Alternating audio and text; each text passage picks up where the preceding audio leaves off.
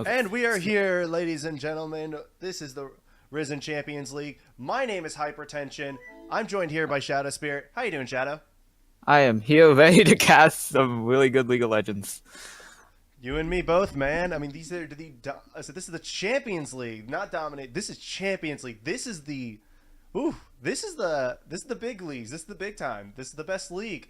So what we're doing is we're going to be streaming 9X and Henlo. Apparently, this is a storied rivalry, and everybody wanted to see this one streamed.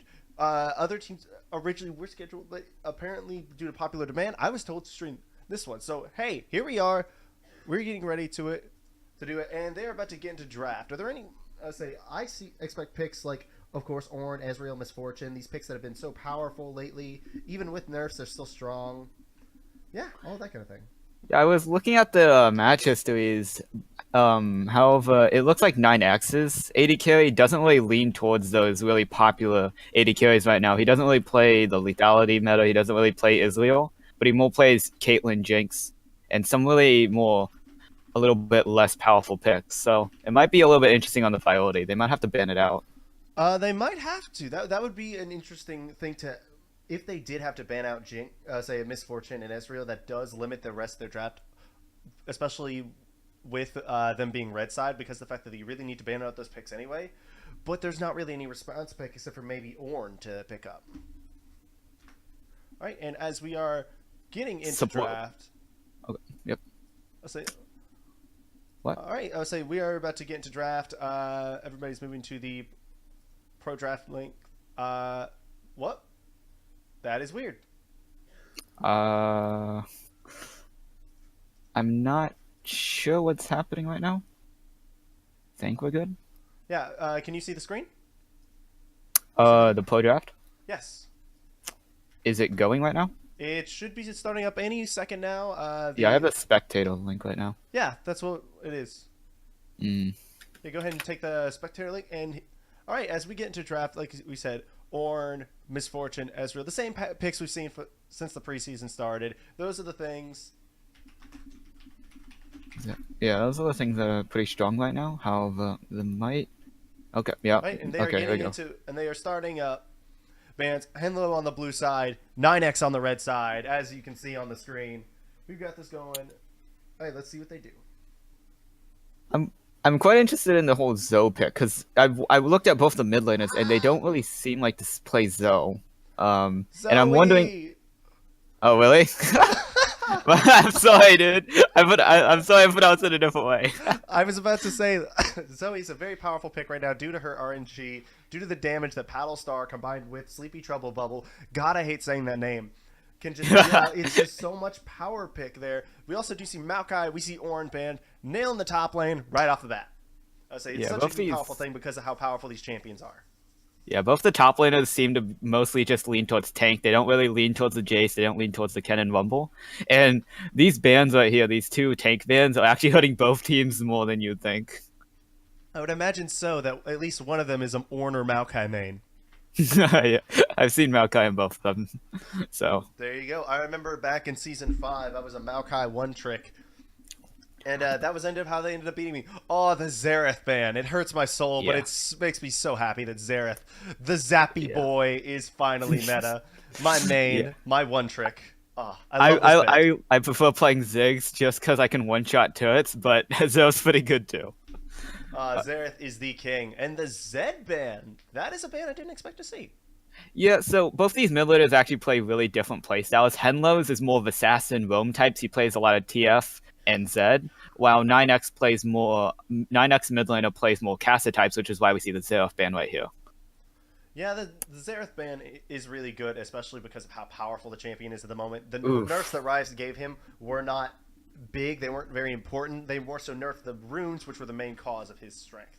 And right now what we're seeing is a Sejuani ban coming out for that.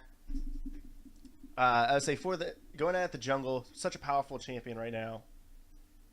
These guys are just trading bans, top lane ban, mid lane ban, and maybe another jungle ban right here. They're just trading here. And, oh, okay, so 9X misses a ban. Okay, it's Corki. Okay. It's Corki It is ban. Corki. Okay. It's cool. Okay, so they actually do pick up the Israel first pick, which might be a little bit surprising. Just looking at the playstyle of these AD carries, but uh, paired with the right support, it could be the right pick here, especially taking it away from the other AD carry. So, Yeah, very much powerful pick. oof. That is a very engage heavy comp from 9x. 9x already picks up 2 engage champions on their side. And we're actually going to see the Tom Kench in response to the heavy engage of 9x. Yeah, I I'm Yeah, sorry. sorry about this. I like the composition so far with the Jarvan Leona. It's a lot of CC, it's a lot of lockdown, a lot of engage. But Tom Kench, the anti-engage. Yeah, this is wow. Okay, so Henlo's going straight defensive here. The Shen, the Israel, and Tom Kench. All of these guys are very safe picks, and can mostly just rival anything that 9x picks. Pretty much.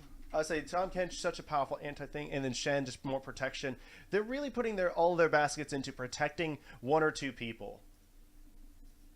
I'm not really liking the fact that Henlo doesn't have much damage. The damage from Israel is a little bit suboptimal, especially if he's the only damage source from Henlo. Though we might see something from the mid lane, it's still a little bit shaky here, especially if 9x pinches it with these bans. Yeah, I was saying they're going to try to do that. Also, a reminder that that is a Corki ban, so this is a ban that will go through. It is legal. Oof, second ban. This okay. So it's second miss ban. That's a, we'll have to they're saying that it is okay. a It's a Tin Sao. It's a Tin Sao. It's a Tin Sao ban.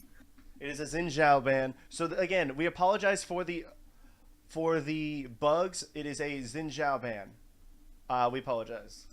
So Henlo's really pinching the mid lane bans here, and I feel like they're actually trying to get a really good matchup for the mid lane because I think a lot of this damage needs to come from the mid lane because Israel is not going to do enough damage, especially to a Leona Jarvan, and Tristana could jump on him, just immediately deleting him from the fight.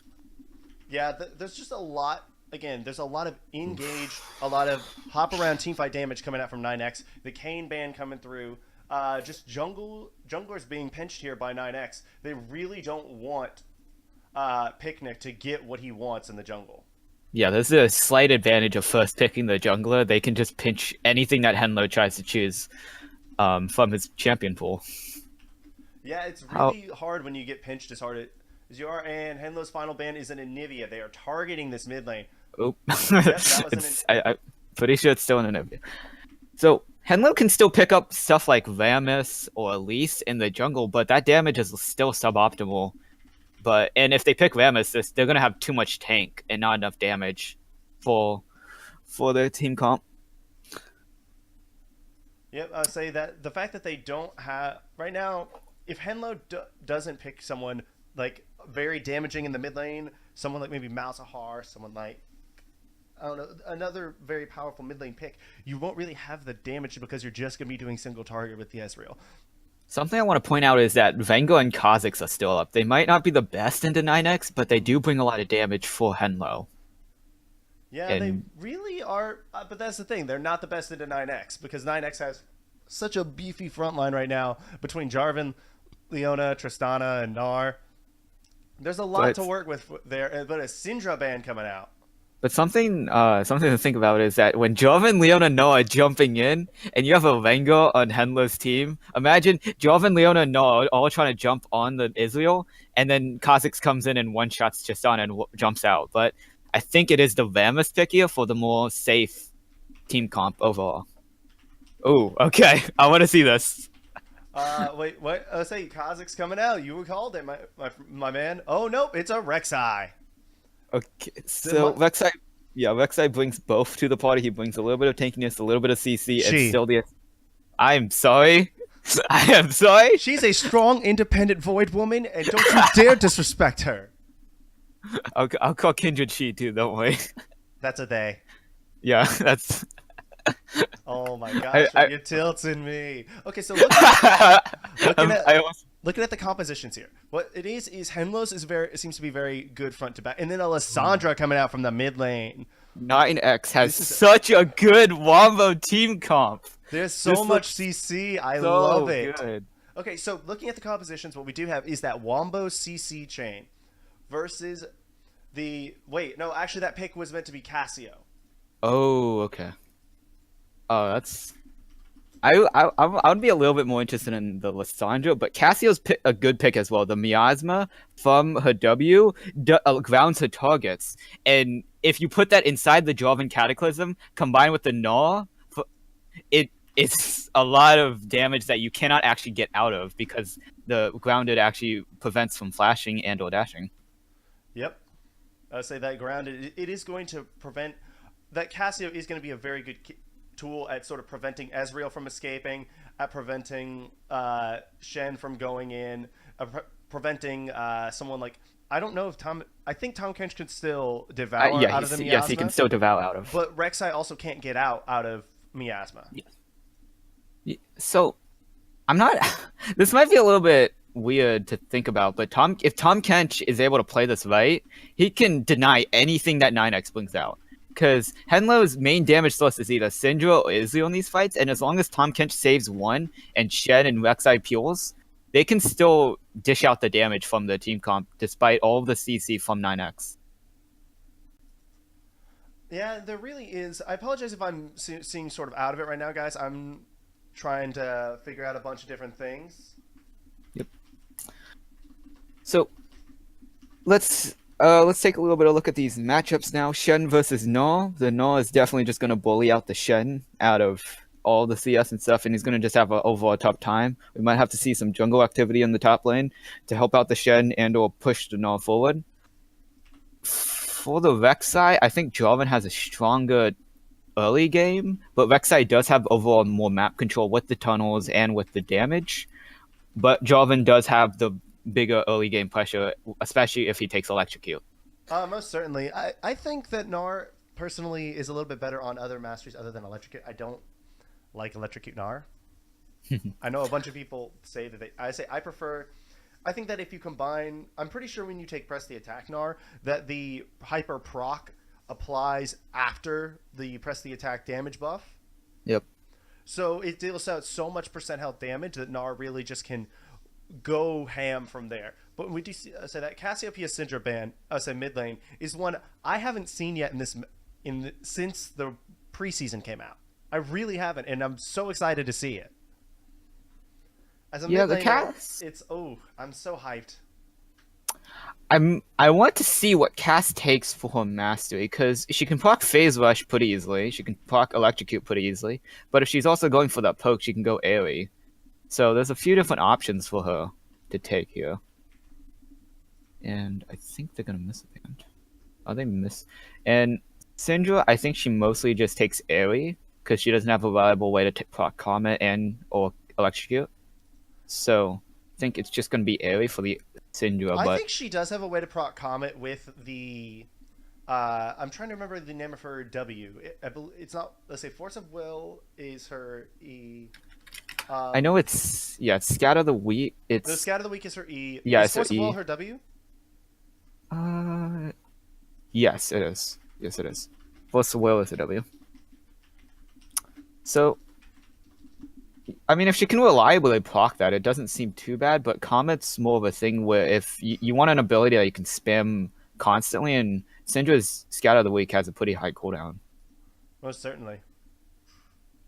I feel like this bot lane is going to go in favor of the Israel Tom Kench, especially if Israel is able to land all the poke. Because Leona shouldn't be able to really engage on the Israel, especially when Israel has the Arcane Shift and Tom Kench has the Devour.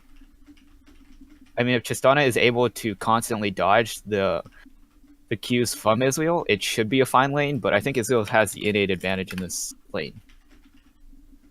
I think that the Tom Kench will suffer a little bit early game, but I think as it gets later and later into the game, as Tom Kench gets more points into that Devour, being able to just sort of protect Ezreal that much better, I think it will be better for them.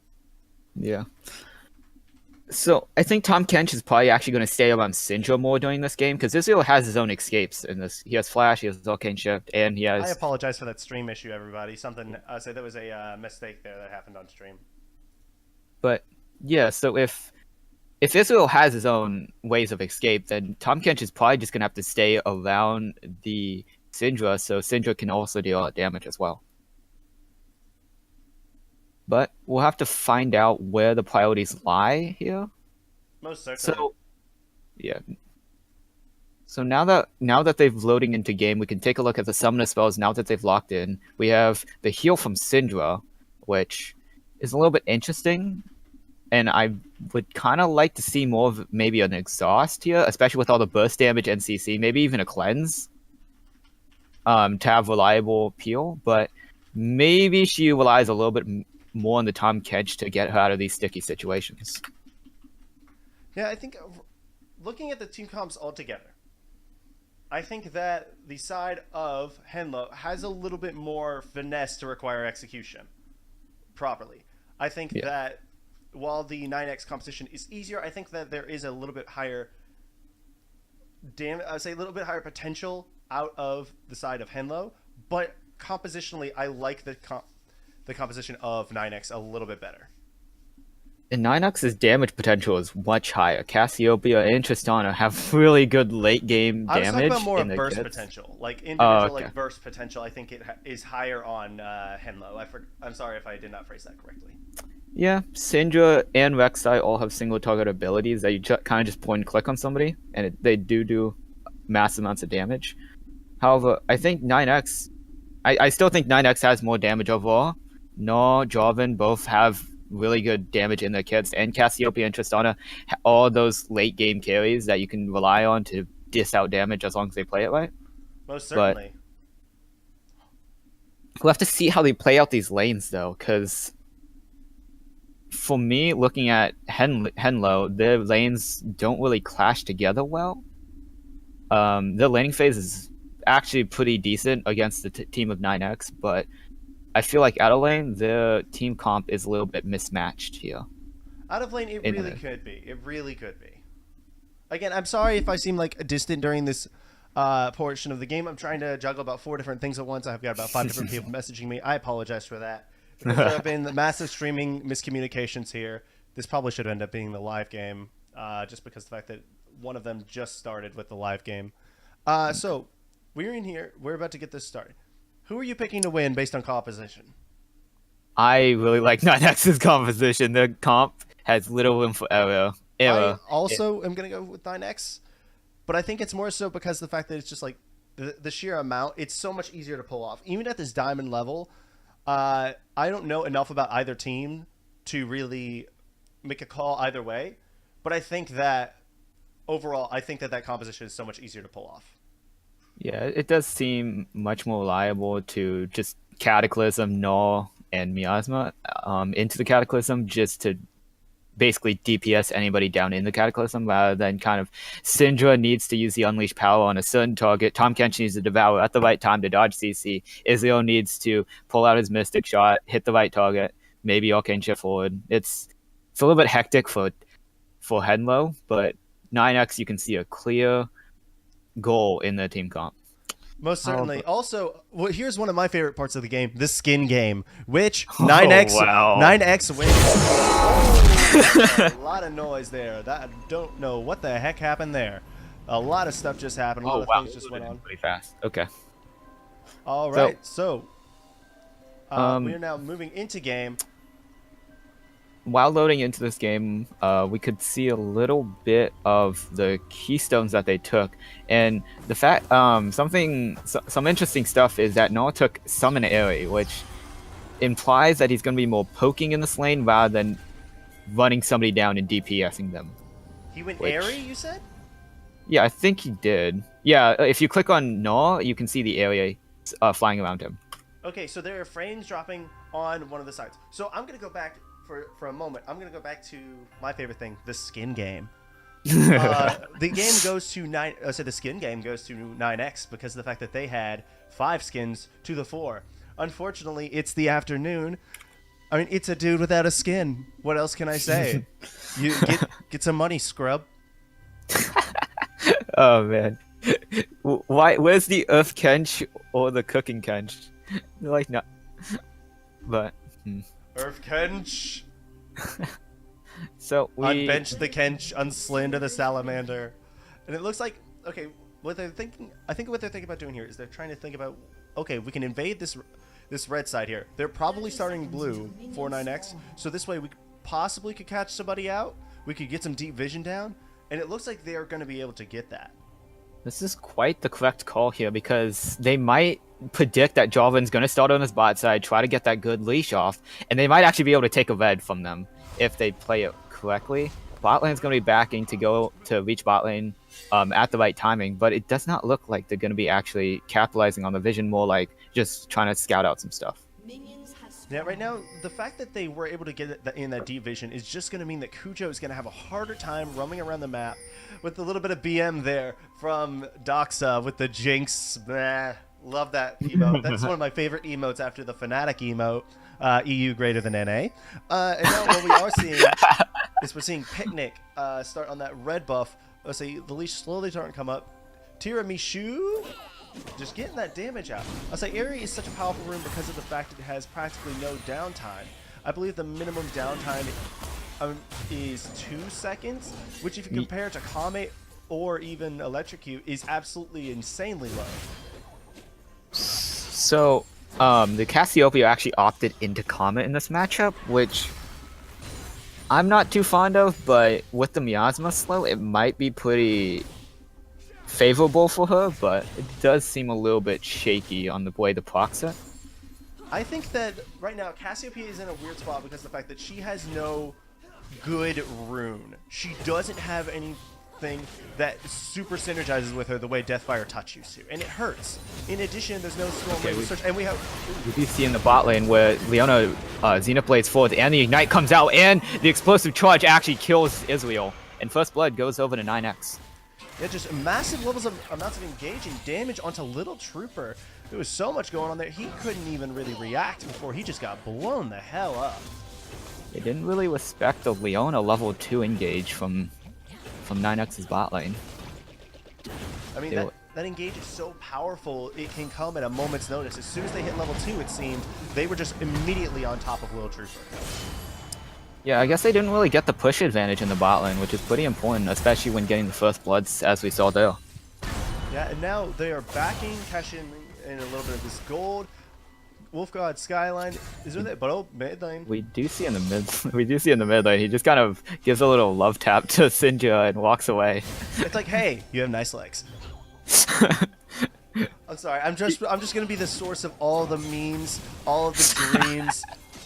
And all of the madman schemes in this cast. I'm sorry, guys. And also, we do see in the top lane, Rek'Sai is here for the gank. The taunt lands on the Gnaw, and it does look like his jump has been used. However, it does not look like the flash knockup comes out from Rek'Sai, and a return kill comes over for Henlo.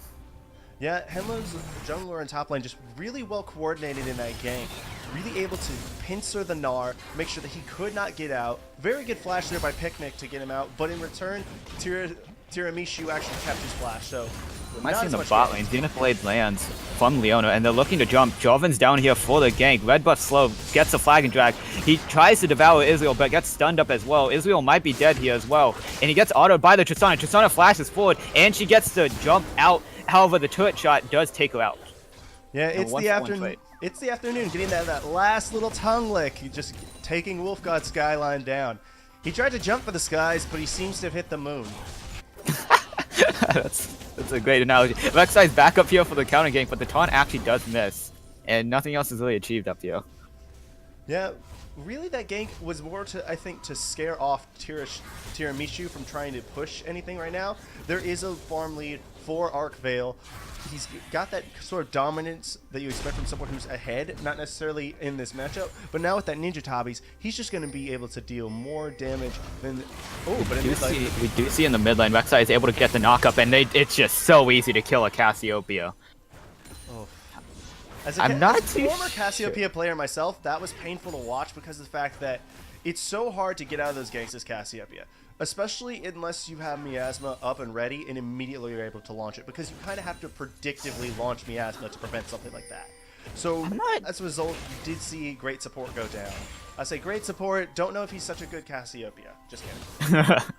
I'm not sure about these ganks. Gnaw and Cassiopeia did not burn Flash and went down because of it. We saw in the top lane a little bit before where Gnaw actually got the hop off, and he could have actually flashed over that giant wall there, but I don't know if he trusted himself to do so.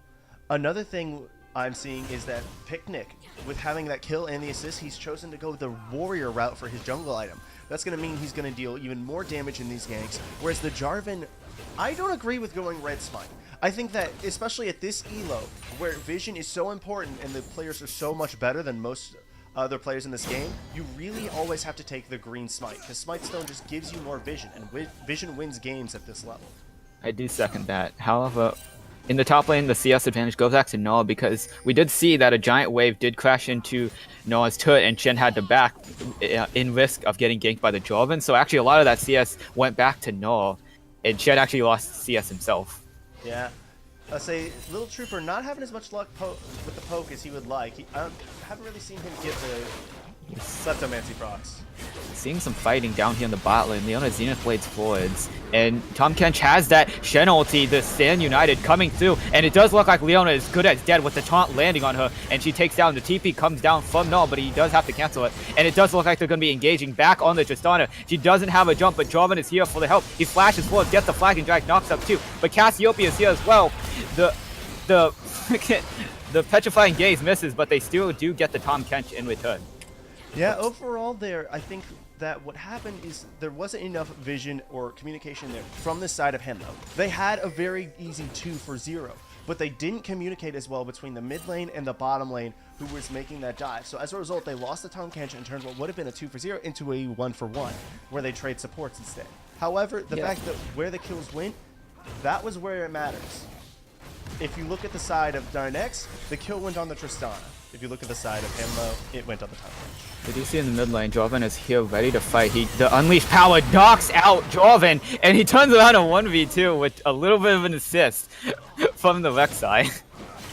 Wolf God Cujo, more like Wolf God Gone. That was terrible. Outplayed, essentially. That was freaking terrible. I'm regretting this. Oh my god. Okay. That sounded amazing. Was it as good as you was it good? I think it's the fact that you tried so hard was the good part. I tried so hard, I got so far, but in the end it just didn't even matter. It's still good overall, don't worry about it. Alright, and now what we're seeing is kind of this lull a little bit where these junglers are trying to reset, they're trying to get some farm, they're trying to get their levels back because they have sort of gotten a little bit behind, especially Wolfgod Cujo here, who is 11 CS down, but he's made the ganks, but he's kind of died as a result. I think that gank ending was a massive mistake because he underestimated how much damage Syndra could do with the Electrocute. Because she wasn't applying Electrocute to Cassio, so as soon as those orbs came out, bam, Electrocute proc right onto the Jarvan. So Jarvan actually opts in for the Cinderhawk. I still think that the biggest mistake in terms of builds so far that I've seen is the fact that the Jarvan went red smite. I think challenging smite is not nearly as good as trackers. I want to say it's trackers. I don't play jungle, so I don't know exactly. Trackers knife. Yeah. Yep. I tend to call it smite stone myself. Yep. But yeah, honestly, smite stone is so much better just because of the amount of vision you get. It's a second sight stone. There is no negative to that. Yes, you do have a little bit less damage as a Jarvan, but if you're going tank Jarvan, it would really prefer to help if you had that extra HP that you also get from the Smite Stone. So Syndra actually picks up the blue buff, but I don't think Cassiopeia was able to receive a blue buff as Jarvan took it. So this might be a little bit of a longer advantage in the favor of Syndra. Yeah, I would say that is a Jarvan with blue buff. Also, it appears that the Jarvan's hanging around bot lane. This could result in a gank either mid or bot, but right now there is very good vision in both places from the side of Henlo, who are up about 1.5k gold at the moment. Right now they're in control, but that could change with any fight. Most of this gold advantage we see is in the mid lane with 20 CS up from his counterpart. Yeah, a total of 800 gold up around. And apparently Leona has about 4.3 billion gold. Oh, is that? Oh, I see this. Okay. I'll say the spectator delays, as you would lovingly see on our thing. We'll say there's a massive spectator delay there. Yay! It's coming back. Riot, fix your stuff. because I'm not allowed to curse. This is where 9X starts to talk to the support, wondering why he hasn't bought full build yet. This is also the point where I think Henlo talks to their support, saying it's like, hey, why are you stealing the Krugs from the jungler? Yeah, I saw that. He took one of the small Krugs. Yeah, so he took 2 of them. Oh wait, he took 2 of them? Okay. He took 2 of the small Krugs, so it makes me wonder, it's like, why is the Tom Kench stealing Krugs from his own jungler? My gold, my gold. Where's my gold? Report support for taking camps. I'm in silver, so I actually see that a lot. Like, people say stuff like that. Like, took my camp. It's like, I took blue buff and I'm the mid laner. Doesn't matter. It's okay. This Shen is getting him extremely bullied in this lane, holy. We do see in the mid lane, Force of the Will, Unleash Power. Zonia's actually popped out, but Rek'Sai is here for the thing. He misses the knockup. Petrifying Gaze goes the wrong way. However, Syndra flashes forward, gets the Force of Will. But that was a little bit shaky for both sides. That really was shaky, but it did go down as a 1-0 for the side of Henlo. Doxa able to really put out the damage there. Definitely a player to watch out for in this series overall, as he's up 30 CS now. He's up 2 kills to 0. I would say they have the same amount of assists, but now in addition to that, the stopwatch is broken for great support. He will not be able to stopwatch the next burst with something like the Unstoppable Force, or the not Unstoppable Force. The what's the name of the old Unleashed Power? Yeah. First turret actually does go over to Henlo, and this gold advantage. TP is coming down for 9X, but Rek'Sai is here. Flash knockup. However, the teleport from Cassiopeia is here. Syndra's here as well, but it does not look like this is a fight they want to take.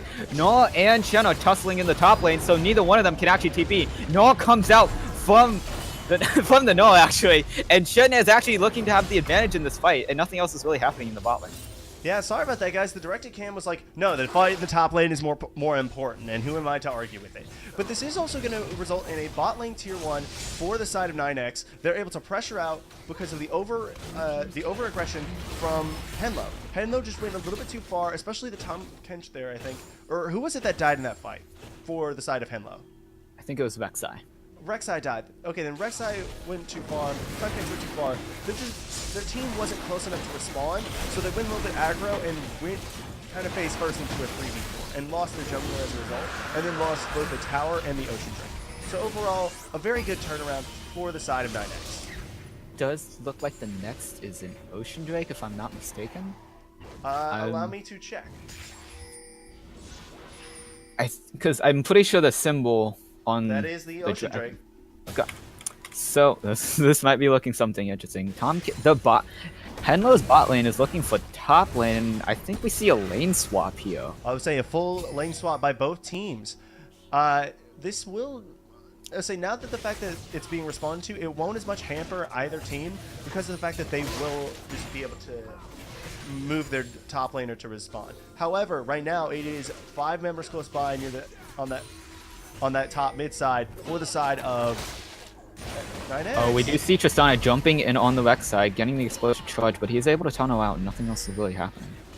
Yeah, that was a very, very risky kind of push up to check for vision, to establish vision by the Rek'Sai, and as a result, they're not really going to be able to press for the Rift Herald like I think they were trying to do, but they also aren't pressing for the top tower. Instead, the Shen is just split pushing.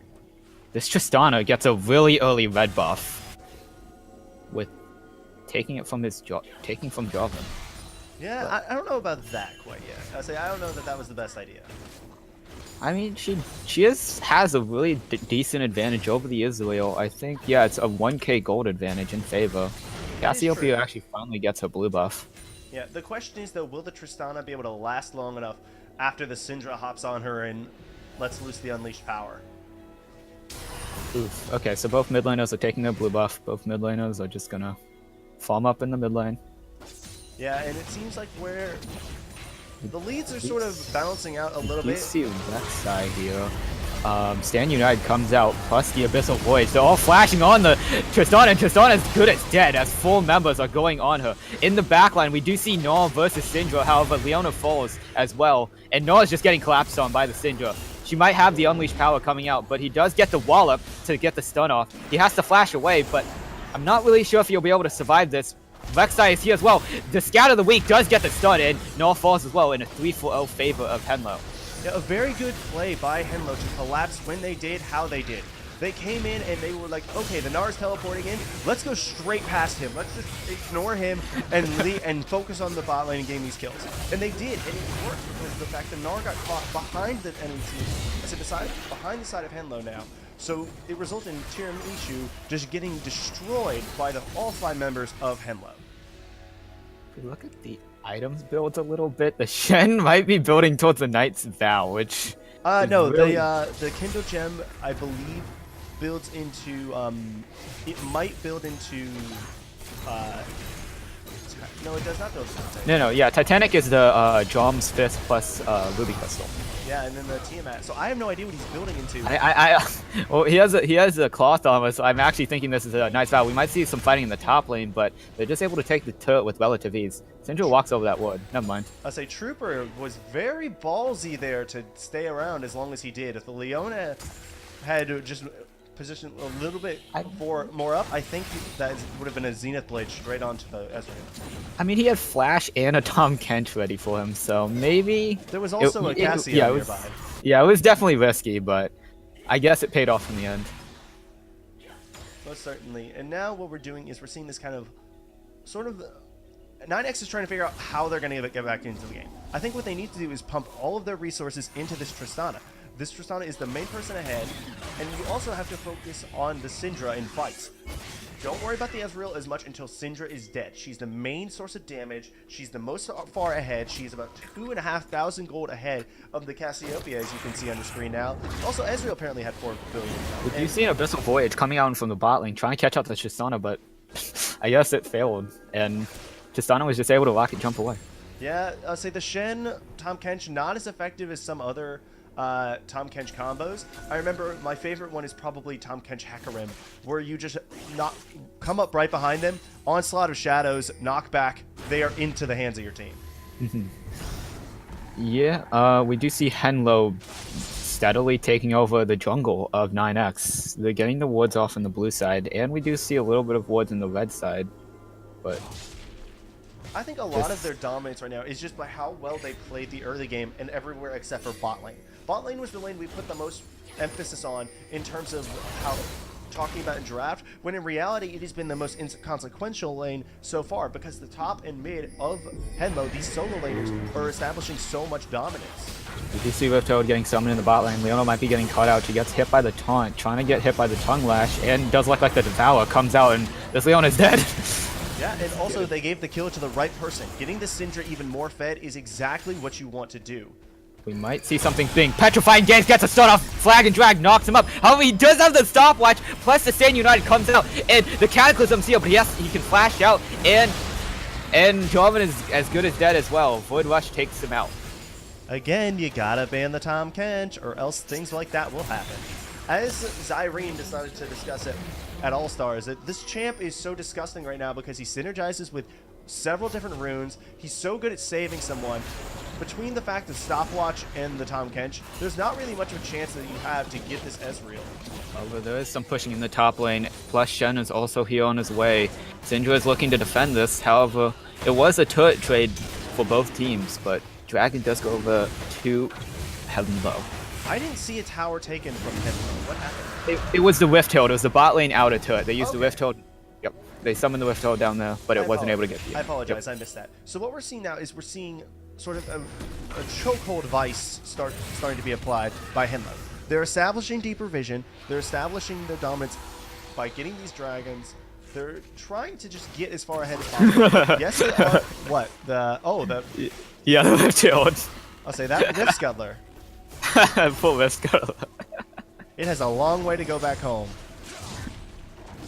Alright, so, as I was saying, like, Baron spawns in another about 15 seconds. So, what I think will be here is Henlo will look to establish another pick or fight, and then move immediately to Baron, as you can see, the Tom Kench is around here trying to establish vision. I mean, this game is actually pretty even despite the 4k gold advantage for Henlo. We did see in the bot lane and in the top lane, they actually were able to get the turret trade, and We actually did see a little bit of the plan here, the petrifying gaze into the cataclysm. Unfortunately, Israel did have the stopwatch, but he doesn't have that anymore, so they might actually be able to take him out in this next fight. They might be able to, but at the same time, depending on what he buys next, it could not matter. Because if you buy a Guardian Angel off of that Wombo isn't going to be nearly as effective because you're going to get that free revive. Here's a fight. He actually did sell it, though, if we see his inventory. He actually did sell it. After he used it, he just kind of sold it.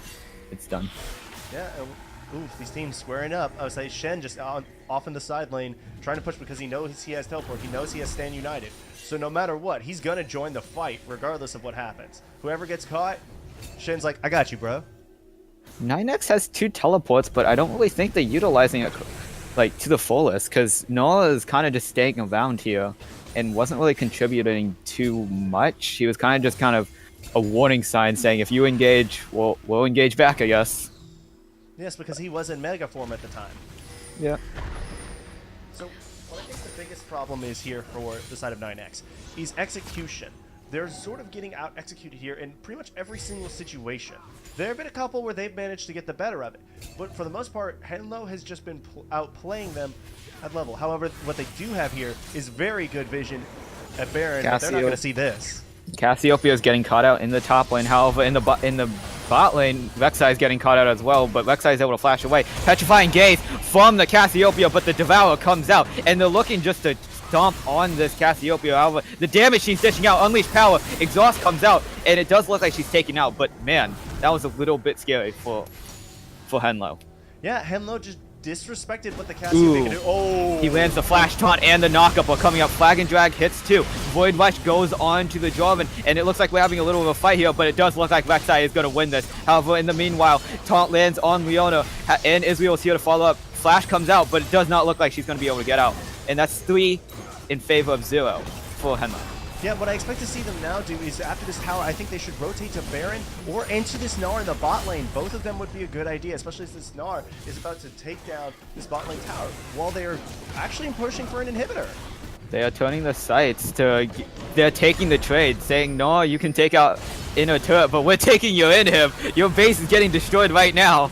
And this might not be the best choice that Gnar could have had. Because both Cassiopeia and Gnar had TP, but they kind of just didn't contribute to that fight at all.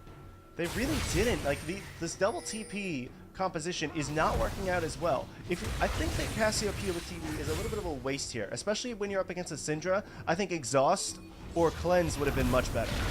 We do look in the bot lane. Noah's getting collapsed on. He actually hasn't taken this turret yet. Tom Kent and Shen are here to answer it, and this tower does not look to be going down. The taunt is looking. The hop actually misses. Doesn't get the second proc, and he actually has to flash over the wall, and I think he gets away. But he didn't get the turret. He didn't get the turret.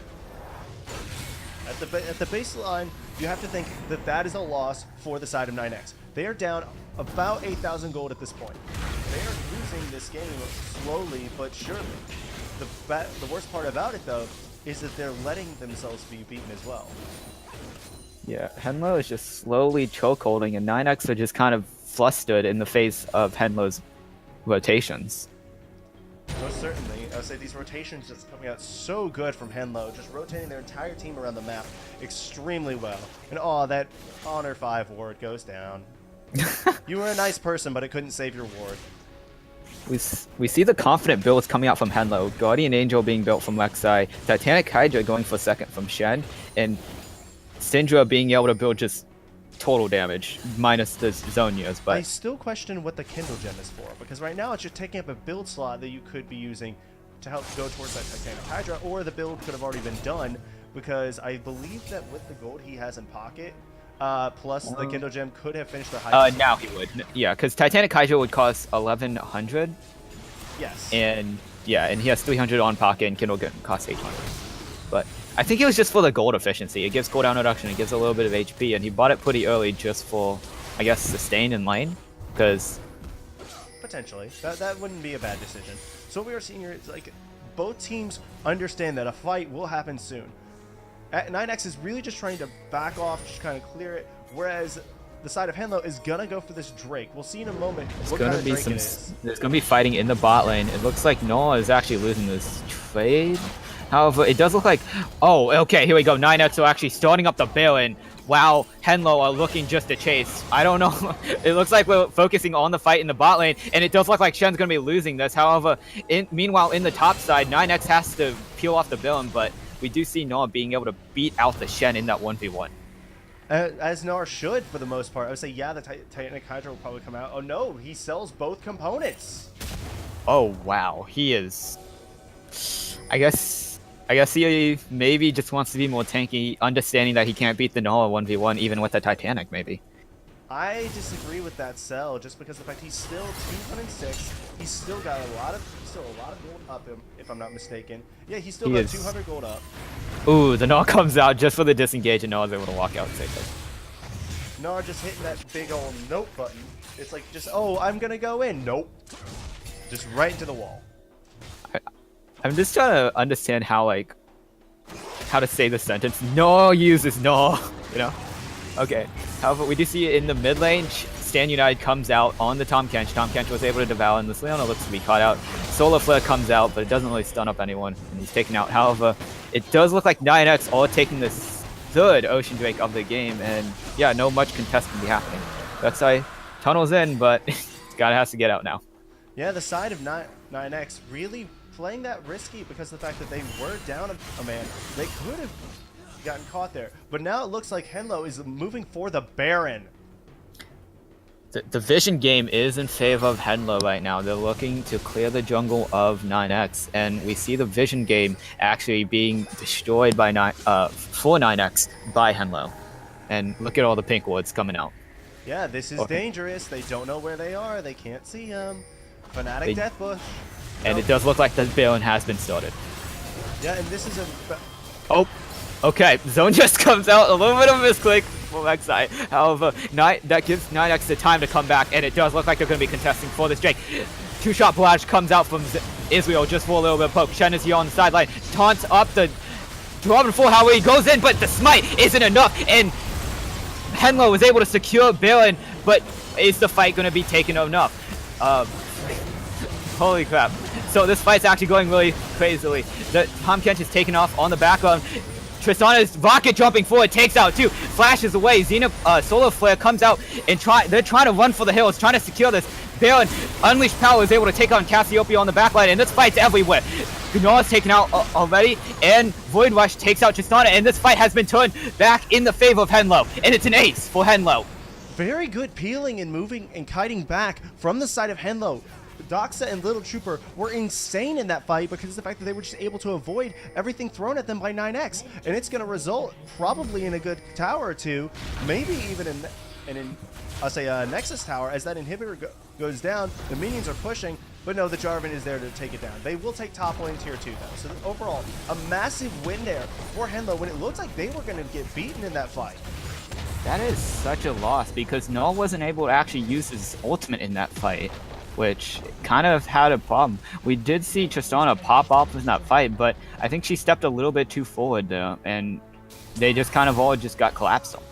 Yeah, that's one of the reasons why Gnar is one of the more difficult top lane champions to play. Yes, he play at diamond level, but still, it is basically an art learning how to control the Gnar bar and how to manage it. It is an art no matter what level you are. I say there's a reason that most LCS pros are good Gnars because they have that ability to. Even in Diamond, sometimes you don't see that ability to manage the Gnar bar, and Tiramisu just didn't have it there. That's quite a tragedy for 9X. It was looking so good for them, even despite losing the Baron. It looked like they were trying to take back the game, take hold, but it does look like Trooper and Doxa were able to just outmaneuver them in the fight. In addition to Picnic 8 just going straight behind them, saying, like, "Hey Tristana, guess who has the ultimate up?" Do you ever remember the lore from Rek'Sai? How those the desert. You were talking to one of the foremost lore experts in League of Legends. Yes, I know the lore bit. Yeah, so like they're always afraid of Rek'Sai and they have to always avoid it, and it's just a land shot coming to the sand, and that's basically what Tristana was doing. She didn't notice it until it was too late, and she just got ate. Yeah, I love the music, especially for the pool party Rek'Sai. How it's the Jaws theme. That is Oh exactly what it yeah. feels like with Rek'Sai's new ultimate, because it is such a powerful engage. I'll say powerful cleanup tool. So good at securing a kill. Also, I'm not sure what that is. Is that the new bounty system over the head of Rek'Sai? I shall take a little bit of look. No. So that means this player has a revive. Okay, wait, but okay, I see exactly what. Okay, I see it. Anivia, I know Anivia has it. Aatrox would have it if he has his passive up. Yep, that is it. Aatrox This never has player. his passive up. Yeah. Oh man. So the siege is happening bot lane, top lane, and the stranglehold is coming deeper and deeper from Henlo, and 9x is trying the hardest to hang on to the cliff. Yeah, but right now it's really looking like it's Henlo is just pushing them in, slowly chipping away at those towers, slowly getting that damage off. Baron buff has expired, but the next dragon is coming soon. I'm not sure which kind it is. I would look away from it using the camera, but the fact of the matter is a fight could happen any second, so we want to have... It's mountain. It's mountain. Mountain Drake. That is an essential Drake, especially for Henlo. Noah is getting close to Meganol. I want to see an engage this because they cannot afford to just get strangled here. Maybe a last-ditch effort, but Meganol is clocked, and looks like nothing else is really taken. Again, managing the Narbar is an art form, essentially, in this game, just because of how difficult it is to manage compared to other top laners. Several top laners with similar abilities like Maokai and Horn, who can deal damage and then provide CC, not as much as Gnar in terms of the damage bit, but they're much easier because they don't have to work around that Narbar to have their massive abilities.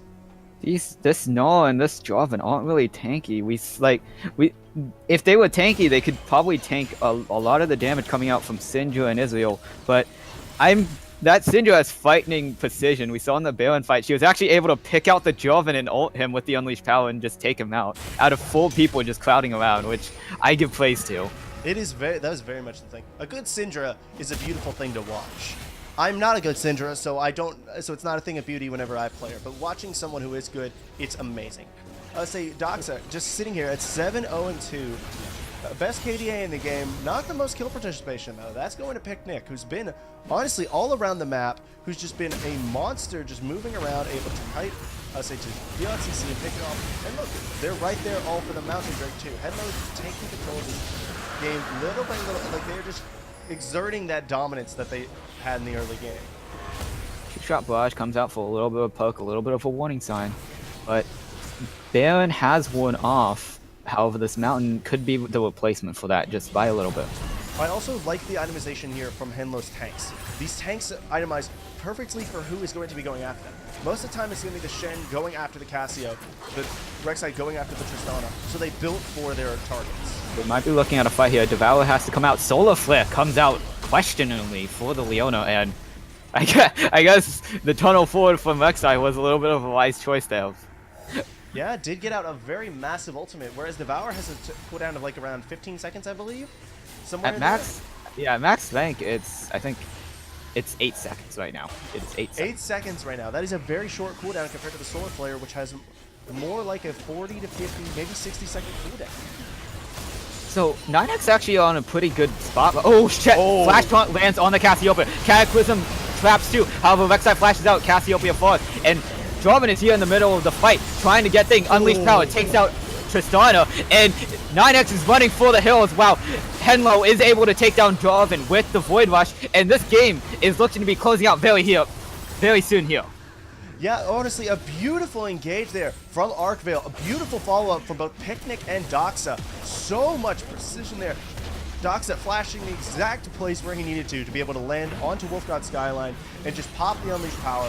Beautiful play there from the mid laner and the top laner of Henlo, and it looks like this could end up being the game as they just poke away. Back with full HP, and this game, 9 seconds until the carry spawn, double taunt onto the 2 members of 9x, and that was so good, and it does look like Henlo is going to be taking this first game of the series.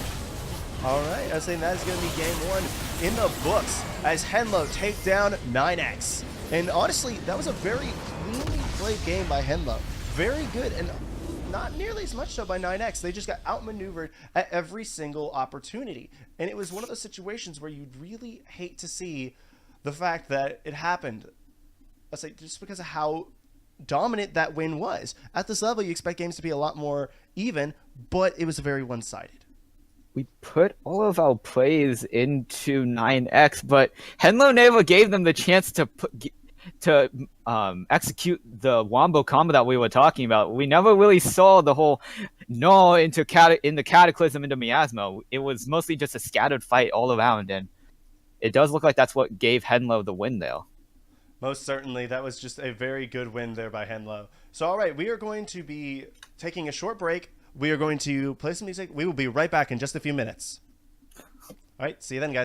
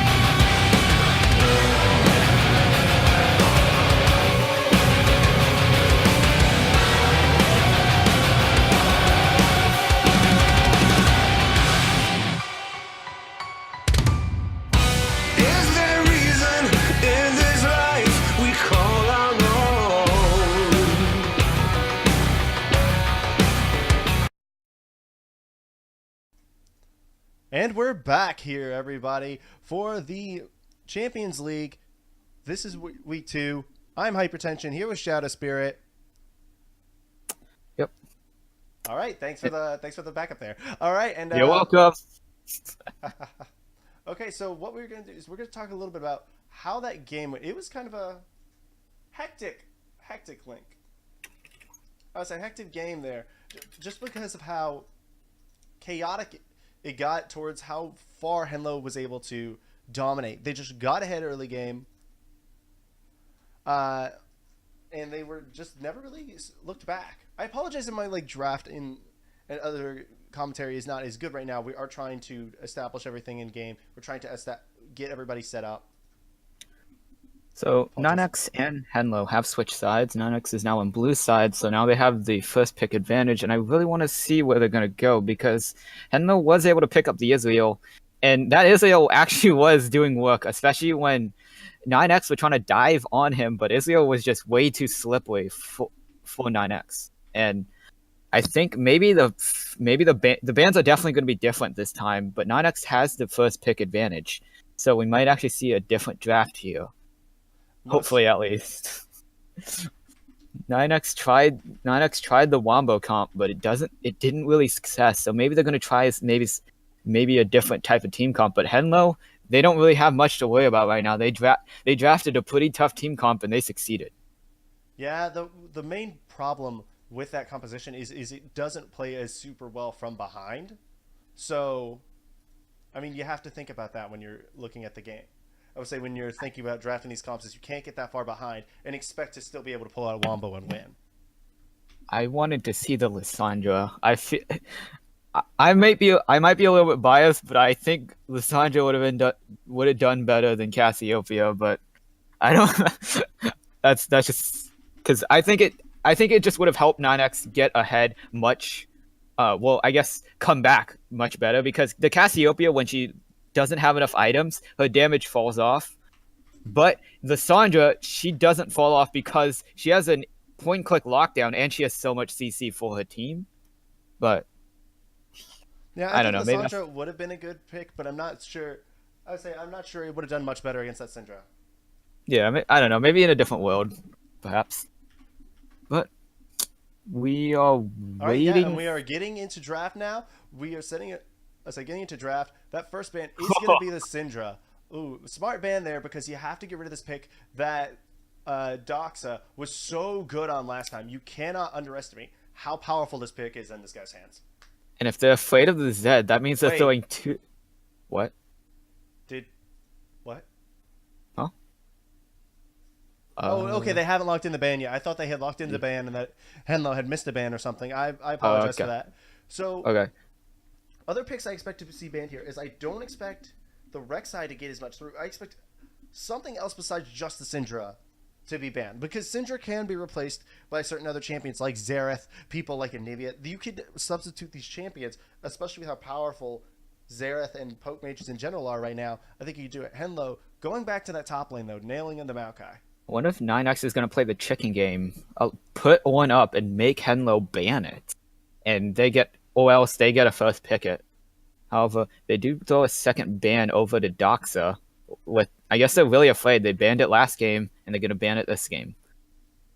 Most certainly, this is just overall a powerful mid lane that you have to be wary of. Doxa was just so dominating in that mid lane today. It was really a beauty to see on that last game how strong he was. And they do hit the Ornn, so they are just not wanting any powerful top lane tank to get into the hands of Tiramisu. We do have to note that Israel is still up, and maybe if 9x is confident enough, they can pick it up because Henlo's AD did do lots of work on that Israel. So I wonder if they'll actually try to pick it up, or they'll just have to ban it right here. And it looks like they're gonna just ban it. Yeah, banning it there is a good decision because of the fact that now you take out the two major carry threats, but there is one problem. Tom Kench is still up. I wonder what they're gonna first pick. If they're actually gonna first pick the Shen, that's a lot of confidence in that Shen pick. That is some guts. That is some balls. That is everything you can name. And that Corki Ooh. coming out, that's another powerful mid lane pick. If they pick it this early, I'm imagining that Doxa does play it. So giving him this kind of champion that he's so confident that he's okay with them hovering and first picking, that's confidence there. That's a dangerous pick to give up. Yeah, so it does look like Henlo is not going to be able to get the Shen this game, but they do get to pick up the Corki. It is, as you said, it is a blind pick, so I'm not. He must be really confident. I mean, with the Syndra play last game, I guess we can say he was going to be really confident. Yeah, and the Malphite pickup. Malphite. I want to see a Yasuo. If you smell what the rock is cooking, because we have a rock in the top lane, and that's Malphite for. Oh come on, that joke was funny. That joke Fine. was funny, and you know it. There you go. Fine. That joke was I'm not not bad. okay. I'm not sure about the Malphite pickup because normally you pick up Malphite into AD comps, but kind of just blind picks it into mysterious comp. I mean, they do pick up the Tristana, and it 9x is kind of just picking up remnants of last game. They had the Tristana, and now they're gonna pick up the Shen from Henlo's last game. So they're kind of just picking up remnants of the last game, while Henlo is just kind of changing this game, picking the Corki and the Malphite, two picks that weren't seen. I mean, they brought the rock. They brought the rockets. Let's go. Let's see it. Oh my god, they do. And the Jarvan coming out. Very good engage. Very good lockdown from the Jarvan. Didn't work as well last game. But that was more or less because he was just getting out jungled and out roamed. I think that if he can. Ooh. Oh. So it does look like Henlo's picking up their own Wombo combo. Ultra Wombo. All they needed was that to leave that Orianna up, and that would have been such a nuts wombo between Malphite, Orianna, and Misfortune. That would have been insane. But obviously, apparently not worth the risk of giving that over to 9x's mid laner. You banning out these mid lane mage champions is probably a smart thing to do and take this Corki, but also I say banning the Anivia again. Very smart thing. If the player is super strong on mages and you know you can pinch them by banning them, do it. I want to see where these bans go. Henlo has yet to pick the support and jungler, while 9x has the mid lane and support. So they had to bench the catch. The Xerath is available. Xerath is up for the taking, and it does not look like 9x is going to probably ban it if they can take it. Henlo can't really do much to stop it. So and Corki versus Xerath is more of a skill matchup. So we'll see if it was just the pick of Syndra over Cassiopeia that allowed Doxa to really take control last game, or if it is just the individual skill. If so, then that Corki is going to win that matchup. So you have to be careful what you're doing here. You also ban out the Alistair. That is another good ban. I wonder if they're going to pick up this. Yeah, I wonder if they're going to pick up the support or jungler here. What supports are up? We have Leona. Leona's up. Yes, we could see the Lulu, Soraka, maybe a bomb. I think you pick the Leona here just to further embrace. Embrace the AoE. Embrace the AoE early game. There you go. Potential that bot lane can have. Because if you put the Misfortune Leona in the game, that is such a powerful bot lane skirmishing duo. I mean, between Solar Flare into Bullet Time, ooh, that's a powerful combination. Oh, okay. So we found the counter to Bullet Time. Despite Bomb Unbreakable can block the entire Misfortune Bullet Time. However, he does take the damage, but it's reduced. And as long as his team isn't taking it, I guess it's a win for them.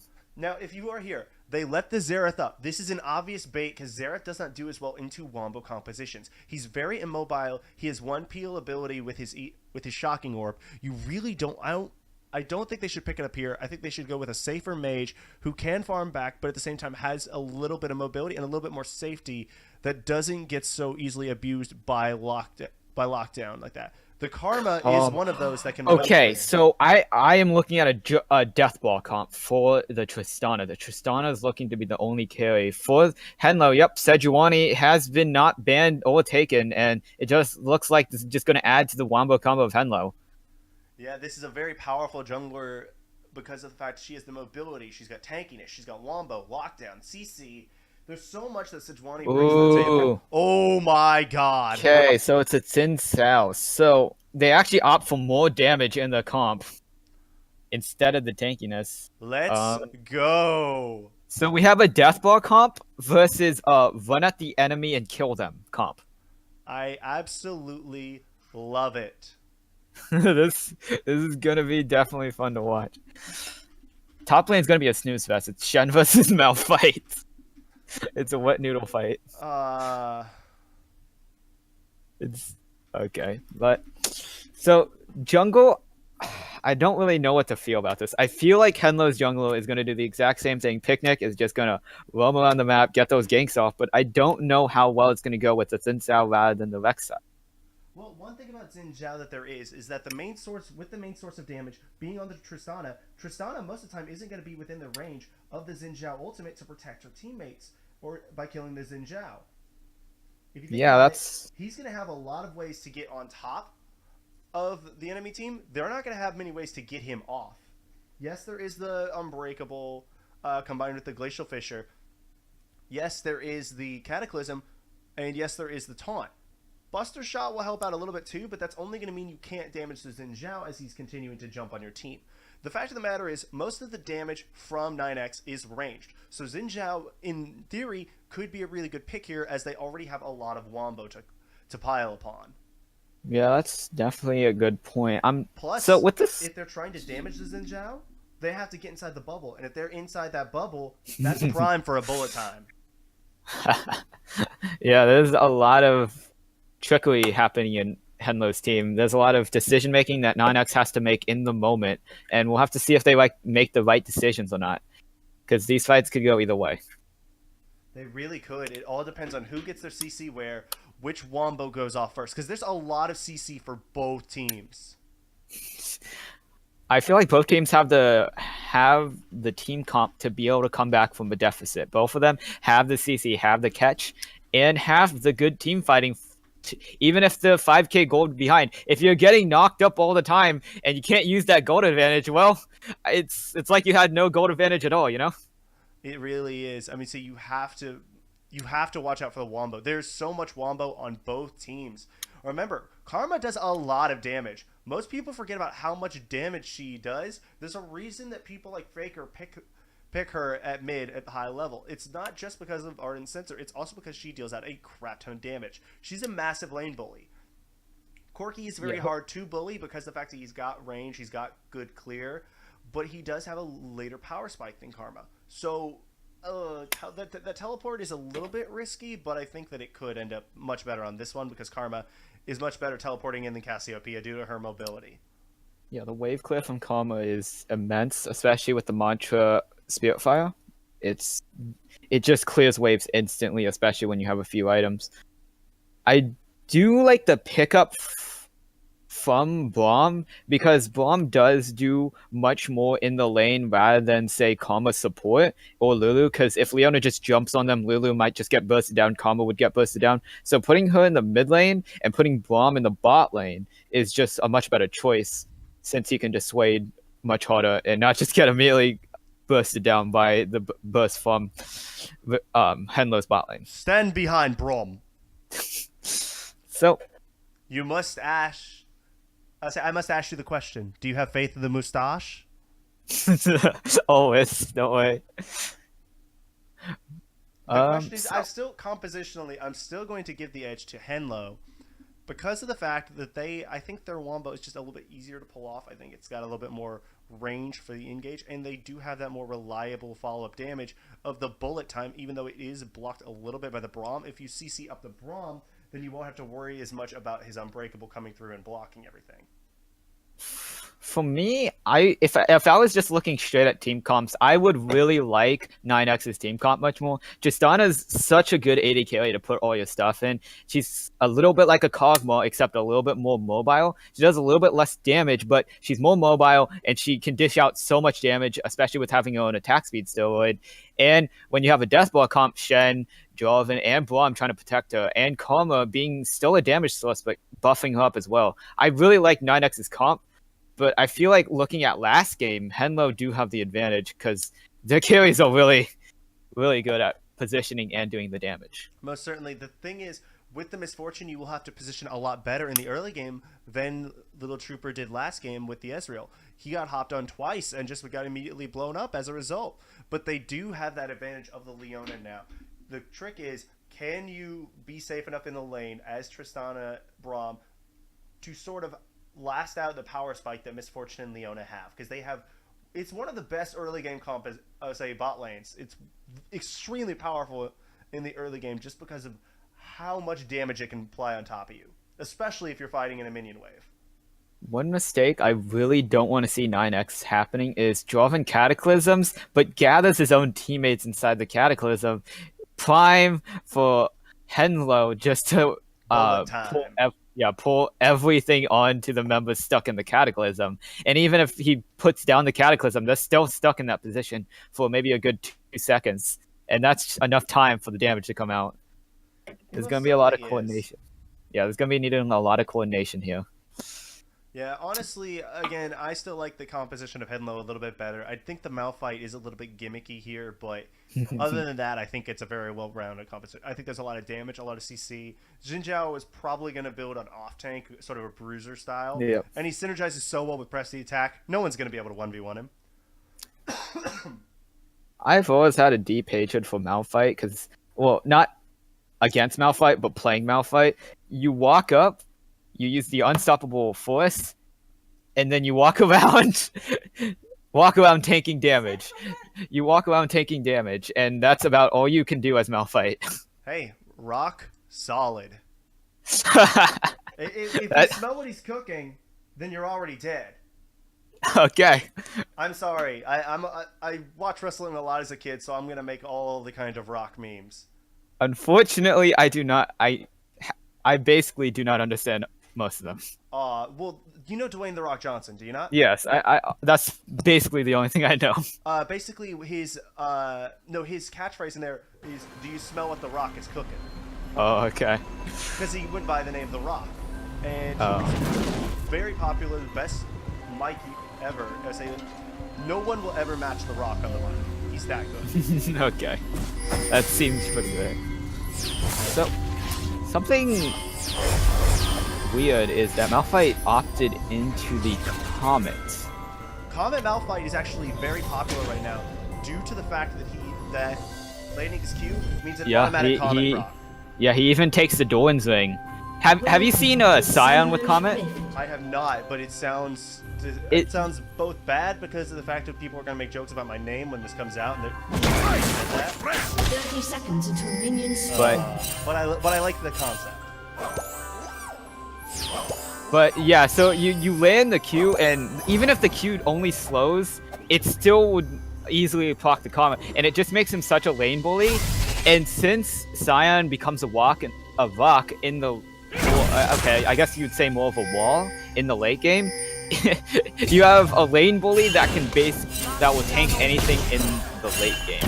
Oh, we do see some invading happen from Henlo, and this Leona's taking a lot of damage and is forced to flash. She was really holding that. One thing I didn't realize we forgot to do last game as well is we forgot to introduce we have 9x. We have 9x with Jeremy Shu in the top lane on Shen, Wolfgod Kujo in the jungle Jarvan. Great support on the mid lane Karma, Wolfgod Skyline on the 80 carry Tristana, and free Wi-Fi on the Braum support. Henlo's team is on the red side with Alcavel on Malphite in the top lane, Picnic 8 in the jungle with King Zhao, Doex with his Corki, and the bot lane is a combination of Trooper and Afternoon with Misfortune and Leon. Yeah, I think the game is going to go to the side of 9x because they're confident. For the most part, in the early game, Karma is going to be better. The bot lane is going to go in the favor of Henlo, I think. They're recently get there from the lane. So don't let that 360 damage dissuade you. She also had the back, actually. I forgot about that, yeah. So, Jarvan actually started blue side, so he's actually going to be on the bot side after the wave was clear, but Xin Zhao's going to be on his top side, and they actually see him on a wood, I'm pretty sure. Yeah, that is a wood. Yeah, that's a zombie wood. And yeah, they were able to spot out Xin Zhao, and they know he's on the top side. So, yeah, so some good information going over to 9x already in the early game. Henlo has to be careful here. There's a lot of everyone on this map has to be really careful. There is potential for shenanigans for both teams. We saw a lot last game. We saw a lot of early mid-game shenanigans. The seismic shard takes so much mana from Malphite, but he has Dawn. That chunk from the double up from this Fortune is actually pretty good. In a difference from the bot lane, actually 9x's bot lane did not fall susceptible to the level 2 engage from the Leona, which is a good plus. Yeah, another thing that we just saw that this afternoon missed. Ooh, bad when that happened. Ooh, I made a mistake. So it was actually Henlo's bot lane that fell susceptible to the level 2 Leona. So actually, Henlo wasn't able to pull it off as great as 9x. Also, we are seeing an early invade. We might see a gank in the top lane, but he is actually spotted on the ward, and nothing else is really happening. But he does take a little bit of XP and CS from Wolf God Kojo. Yeah, and Ujo's rum and bot. Seeing some fighting here in the bot lane, but I don't really think they're going to be doing anything else because the threat of the Leona CC is just too great. So you do not die just because of the fact that you guys have all of that CC Leona's one of the most difficult champions in the game to die. Right there with the stand and Maokai. Tom Kent with thick skin. I was trying to avoid No, always dive Tom Kench. I'll make sure to play Tom Kench as much as I can. And everyone, I dare you to dive me, because I will die. No, I cannot. I do not have a play made. So,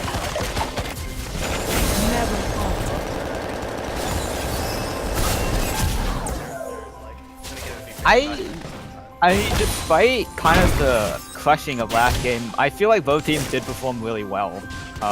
Players individually, maybe the teamwork from Henlo was definitely there, but all these players are performing pretty well.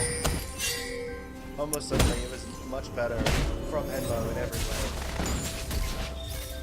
So we didn't talk about the starting items, but Misfortune opted for the longsword start, which means she really wants to sustain, but with the nature of that start is that she actually loses out on some base stats, lifesteal and HP. But if she's going to be looking to fight a lot, that start is much better. But it does look like the bot lane's getting zoned, and Jarvan is here as well, but he wasn't able to find anything.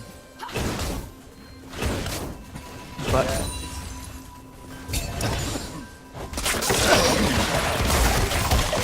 so the first dragon is an Infernal, so we might be seeing a lot of action here very early for this fight over the Infernal, because whichever team that takes it is going to have a slight advantage, especially if the next one is Infernal as well.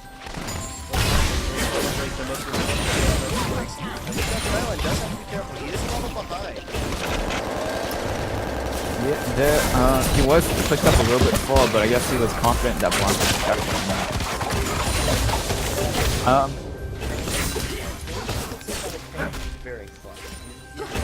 Yeah. As a mirror from last game, the lanes that were looking to be winning, all winning the same. 9x's bot lane still has the advantage. Doex is still pushing an advantage in the mid lane. And actually, as a reverse from last game, Octo has his advantage in this lane rather than Tiramisu. Yeah, Tiramisu being able to eventually get ahead with that arm, but now we're seeing Octo with a slight advantage, which is weird because most of the time Malphite actually loses that lane to Shen. This is something really cheeky. Here we go. He actually misses a Zenith blade, but flashes gets the stun off on the combo. He gets caught to exhaust, but Daniel is here to help out. But it gets interrupted by the Malphite's unstoppable force, and we're looking at some fighting. But it does look like it was actually able to dissuade with the shield. Yeah, overall, that just the fact that the same that channel a little bit meant that the karma wasn't able to get out because it was like, hey, Shen is here. So he actually misses the taunt, and Malphite's actually all out of mana, so he can't really fight back. Doex, Valkyrie forward, looking for the kill onto the combo, and tries to land the cannon, but actually misses. Here we go, Jarvan is here as well. Doesn't land the flag drag, but the Cataclysm plus the taunt is enough, but he flashes backwards, but Jarvan flashes to secure the kill, and Shen is on blinking. Oh. Yeah, I think it would have been very false if Arceus would like flash forward and try and kill Tiramisu in response. But it was overall a very good play by the side of 9X. I actually did not think that he has the mana to. He didn't have anything to use abilities, and I don't know if he had the damage on his auto attacks. There is no armor on the Shen. Oh, okay. Fair enough, fair enough. That could be it. And he does have the ultimate on the Shen. I think he could have done. So Roman is able to pick up this red buff, but Xin does the same on the other side of the map, and it looks like the map is divided. 9X in the top side and Henlo on the bottom side. One thing we are seeing another farm for Doxa.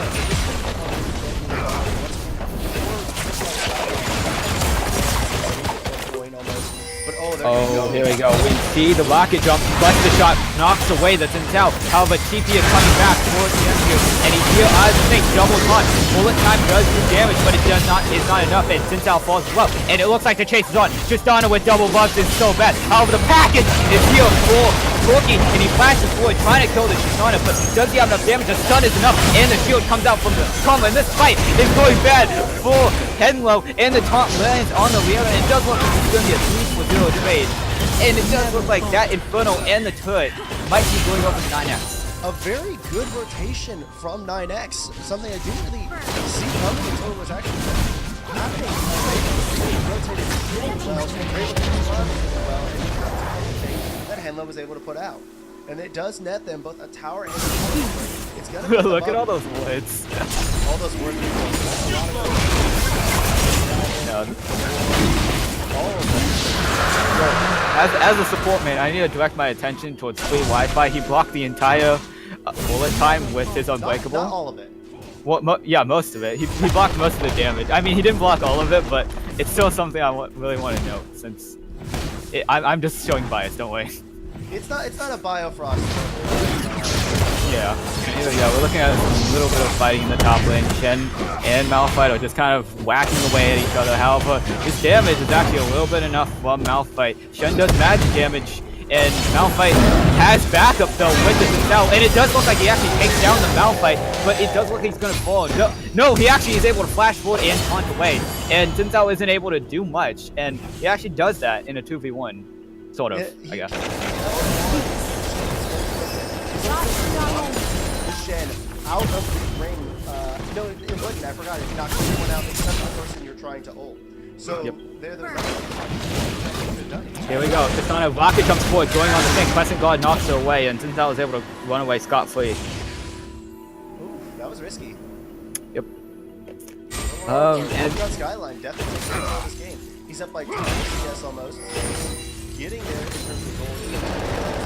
There's ball I'm really surprised at this actually, because Tiramisu is actually performing pretty well despite having being in a deathball comp. Because you would think they would put a lot of the CS deficit. Yeah, you would think they would put a lot of the resources into the Tristana, but it's doing actually pretty good despite the disadvantage. However, he's really looking for the turret. Tristana, the best tower, taking 80 carry into the game. What about Ziggs? Okay, we do see. Okay, it does look like Leona is cut out. The flash is not up, and it's just there for the kill. I want to turn my attention to Ziggs 80 carry, dude. Best turret out. Ziggs is an 80 carry, not an 80. no, he's an 80 carry. No. It's called Ziggs bot and Ziggs 80 carry. Yeah, I know. You do not build AD on the champion, so it's technically not an 80 carry. Wait. You don't tell me how to build my champion. I'm not. I'll build 80. I'll build 86, and I'll lose with it. There you go. The emphasis on the Alright. So, Look at all these. just like Ziggs Midnight, mid makes up against it. It does look like the fifth tower is going to be going over to 9X. There might be a little bit of conflict here with Gonzal on the sideline. However, Jordan is here as well. Stand United is up for Tiramisu, but Teleport is not up for us. So this fight is probably going to be ill-advised for Henlo. And it's something is doing. Stand United is proc, and it does not look like Malphite is here. The thing, Cataclysm is able to go on Leona, but she has to flash out. And it does look like no thing. Bullet time is here for the thing. Unbreakable is able to block it, run off the way of few. And the taunt Bitcoin is secured by 9X. However, this fight is going a little bit weirdly. This now falls in the back end, and it does look like the busted shot is able to knock away Cookie. However, Kama is killed by the double up from Misfortune, and the flash, unstoppable force knocks up 2, and it does look like 2 kills on secured for Henlo. Actually, a 4th one on the sideline by Misfortune on his time. Yeah, overall, a very responsible fight on the side of Henlo. They take the first one, they distract the majority of 9X for quite a while, and it just allows Little Trooper to follow up with the bullet time, gets a lot of damage down, and everybody's just able to follow up their damage when they need to. Very good fight there from Henlo to get them back. I feel like they forgot that when you attack Xin Zhao with Crescent Guard, you have to be in the circle. And they kept attacking him, but not his health bar wasn't going down. It's one of those things where you kind of look at it, wait, why isn't his health bar going down? Oh wait, Crescent Guard. It's like with Tryndamere. Why won't he die? As you look at that unkillable thing on the screen. He has the red aura around him. God, I hate that champion. Never should have. Especially when he's just split pushing, taking the turret, procs his ulti, just attacking the turret, doesn't kill. But now with the ulti, instead of a 1-3-1, Jarvan sort of trying to establish some sort of... Oh, Picnic. Gets hit by the Glacial Fissure, and just the cuts of blows is enough to stun him up and take him out. However, Corky's here for the package is able to get him out safely. I don't know about that one. Okay, so Lithild is summoned by 9X, and it does look like they're going to be looking for this full HP mid clip. I'm not too confident in this thing. It does take down to half, but they have no minions, and they're kind of pushing it a little bit. 9X have to be kind of running through hills now, and that Lithild was a little bit questionable. Yeah, plus the unstoppable force is about to come up, so that is just the biggest initiations in the game.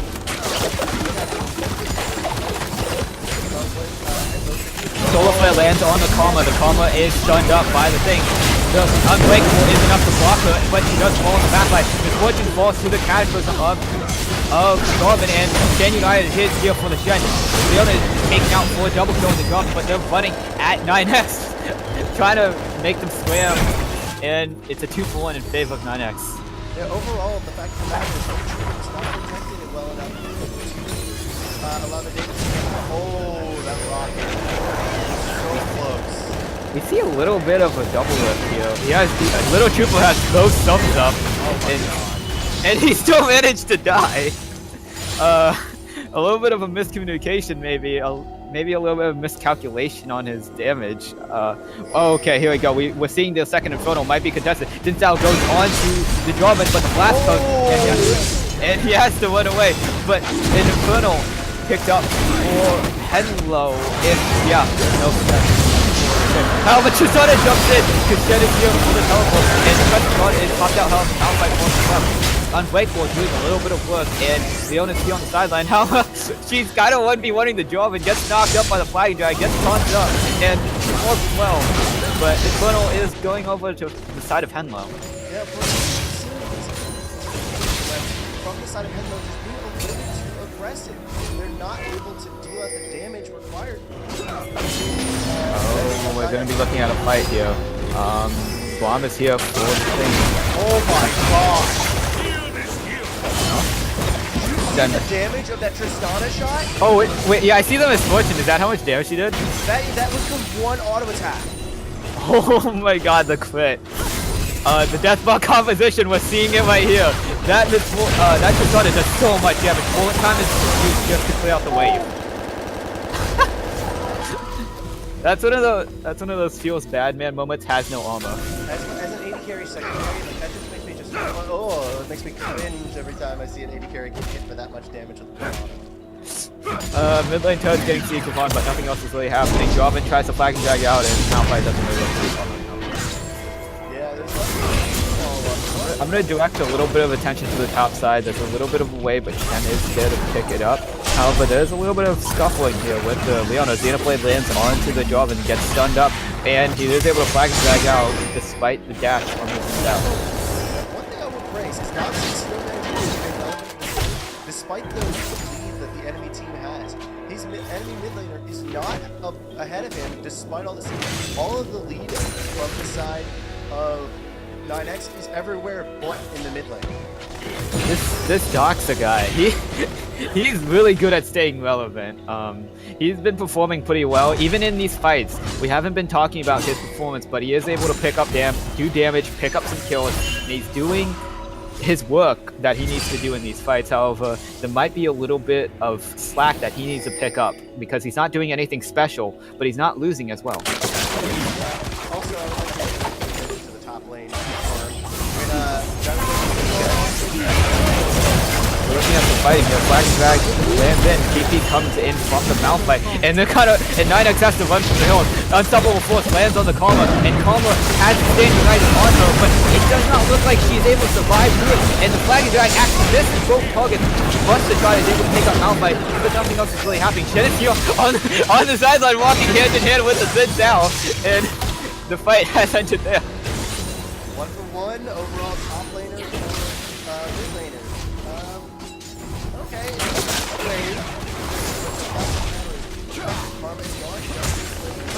Ooh, how can we miss this, actually? Tristana Rocket comes forward, trying to go on things. However, he has no escape. Flash Cataclysm lands on Doctor, and he falls him up. Jin is getting taken out. He has flashes over the wall. Two members of 9X are actually able to come out with blinking health bars, and teleport comes in from Karma. Karma is looking for something else, but nothing else is really achieved. 3 of them actually got out with blinking health bars. Oh, 3? Oh, I see that, yeah. Kujo, Skyline, and Tiramishu all got out with around 15% health or less. Overall, very good team fighting there from 9X. I can see definitely why Skyline is so hyped up and why they took this game. That was pretty funny because Tiramishu and Skyline, they both flashed over the exact same wall after they went down to 100 HP or so. Yeah, and guess who was on top of both of them when it happened? I think it was Picnic. I think it was Picnic with the Xin Zhao. It's like second verse, same as the first. You can't catch Baron is live now. We're going to be seeing some contesting over that. Dragon is coming up in 2 minutes. It's another Inferno, so maybe a second Inferno could tip the scales. Corki has his package picked up, but he's kind of in the bot lane, a little bit too far away from the Baron. And we might, some wood clearing for 9X, and this game is actually pretty close despite the 5k gold advantage. And I feel like I was saying that last game as well. It really is. It's still a close game. Like, any fight could go either way. There's just so much wombo from either side. If you pick off Skyline, it's a one fight for the side of Henlo. If you pick off Doxa, it's a one fight for the side of 9X. It's like there's one really central person that you have to pick up. Okay, so package is blocked while a trade comes out from Doxa and Tristana, but Tristana is chunked out, and this might be the chance that Henlo has to do something, because Tristana is backing right now, and that is actually stopped, and Henlo has a little bit of time to do something. Wow, Tristana, the core of this death ball is gone, and this mid lane turret is looking to be the target. However, we do have to look at the bot lane. One turret for one, but mid turret doesn't seem too bad. Yeah, this is it. I think going Baron right there would have been a much better decision because of the fact that Tristana wouldn't have gotten the time. They would have had to start the fight. Because of the fact that you have Esports, there's a lot of Barons ready. And we are seeing something very dangerous here. The Baron is started for 9X, and we're looking at this being rushed down. We're seeing the damage come out from the Tristana. It's at 7k right now, but Xin Zhao is here on the sideline.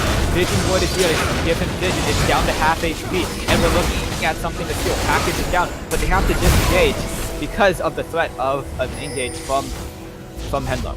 Yeah, and as a result, though, Tiramishu as the Shen, such a valuable skill pusher. He's over there on the side. He has the teleport. He has the guide. No matter what, he's going to be able to join the fight if one starts. He is doing so much work right now. That inhibitor is down right now, and we have opened it up. And now Baron is started once again for 9X, and it does look like this is actually being taken much faster. The Corki is here on the sideline, plus himself, down to half HP. But once again, Bullet Flare comes out, lands on the thing, lands on the Jarvan, Bullet Time takes him out, and Jarvan falls as well, and they're running for the hill. Bomb has to flash out, Buster Shot knocks him away, but this Shot has nowhere to run. He is able to get the Stand United, actually gets the reset on his rocket jump, but the Stand United is cancelled, and Tristana might actually be able to get out alive. And Malphite is having some problems right now with with running around the shed. They were kind of just staring each other at the face right there. It's like, I can't kill you. I don't think you can kill me. Let's just agree to walk away.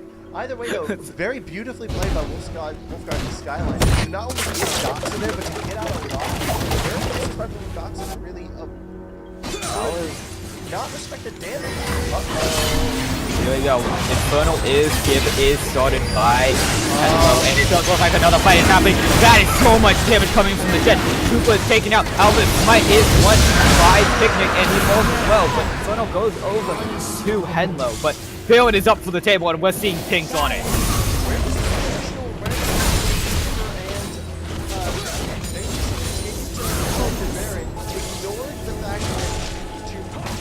Even really existed, and as a result,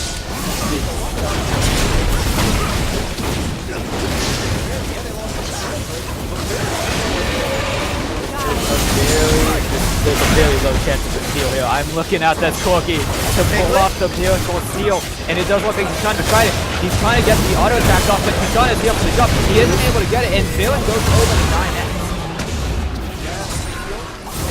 Look there, that was actually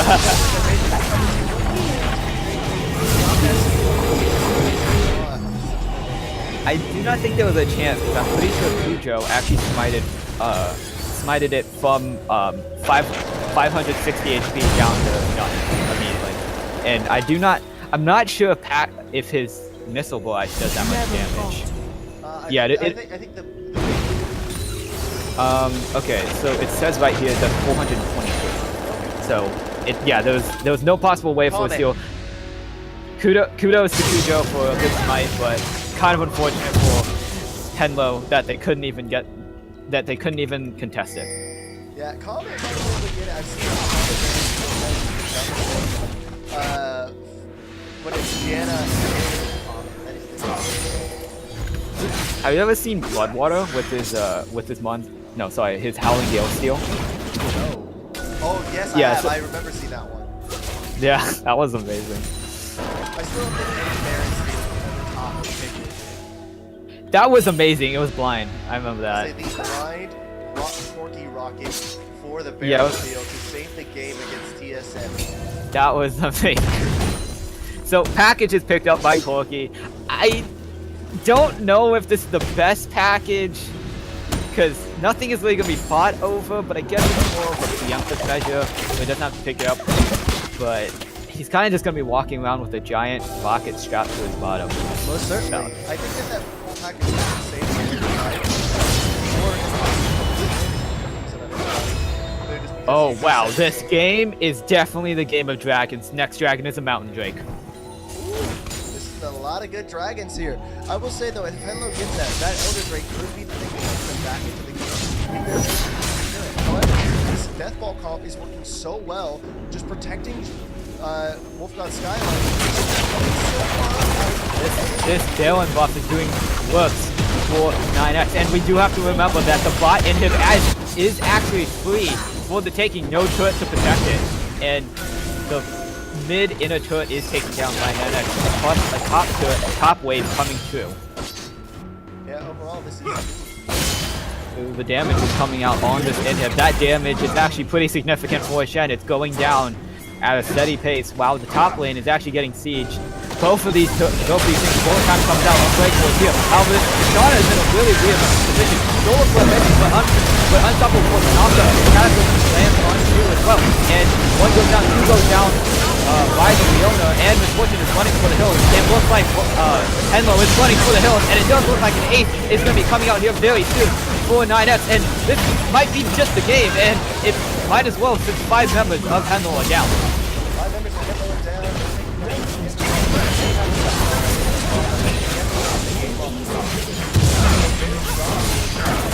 From 9X. I'm not sure why Skyline, but here's a surrender! Oh, they didn't see it through. Henlo! A surrender coming out from Henlo. So we are going to game 3. Ooh, this is a tied series. This series, the rivalry is actually much greater than we thought. Oh, it very much is. overall, I think we can definitely agree that this is a game that like you really need to see game 3 of. Stick around, folks. We will be right back. In the meantime, though, I'm gonna throw on a little bit of something I know Riot lets us play. Something I think everybody's gonna like. Yeah. Let's cue the Silver Scrapes. Do do do do do do do do.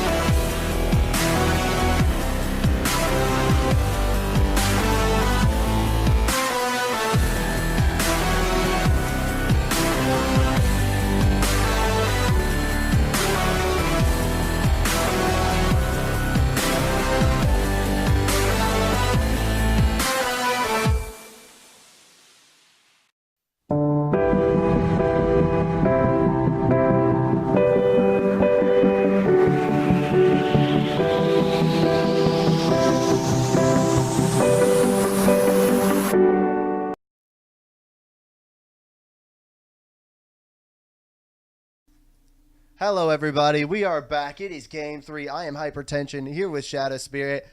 Wow, this is a lot more competitive series than we expected, wasn't it? Yeah, dude. Both games seemed really close despite the gold advantage that we saw. The game was going back and forth, and I'm really interested to see how how this game goes because they're back on the original sides. Henlo's back on blue side, and 9X is on back on red side. And hopefully, this draft won't go the same as game one. Yeah, you really have to think that this time you keep the bans that you had if you are 9x from game two. Except for one thing you don't leave out is you make sure that the Tristana gets your way. That's one thing. Wolfgott Skyline has been playing Tristana every one of these games. I say both of these games.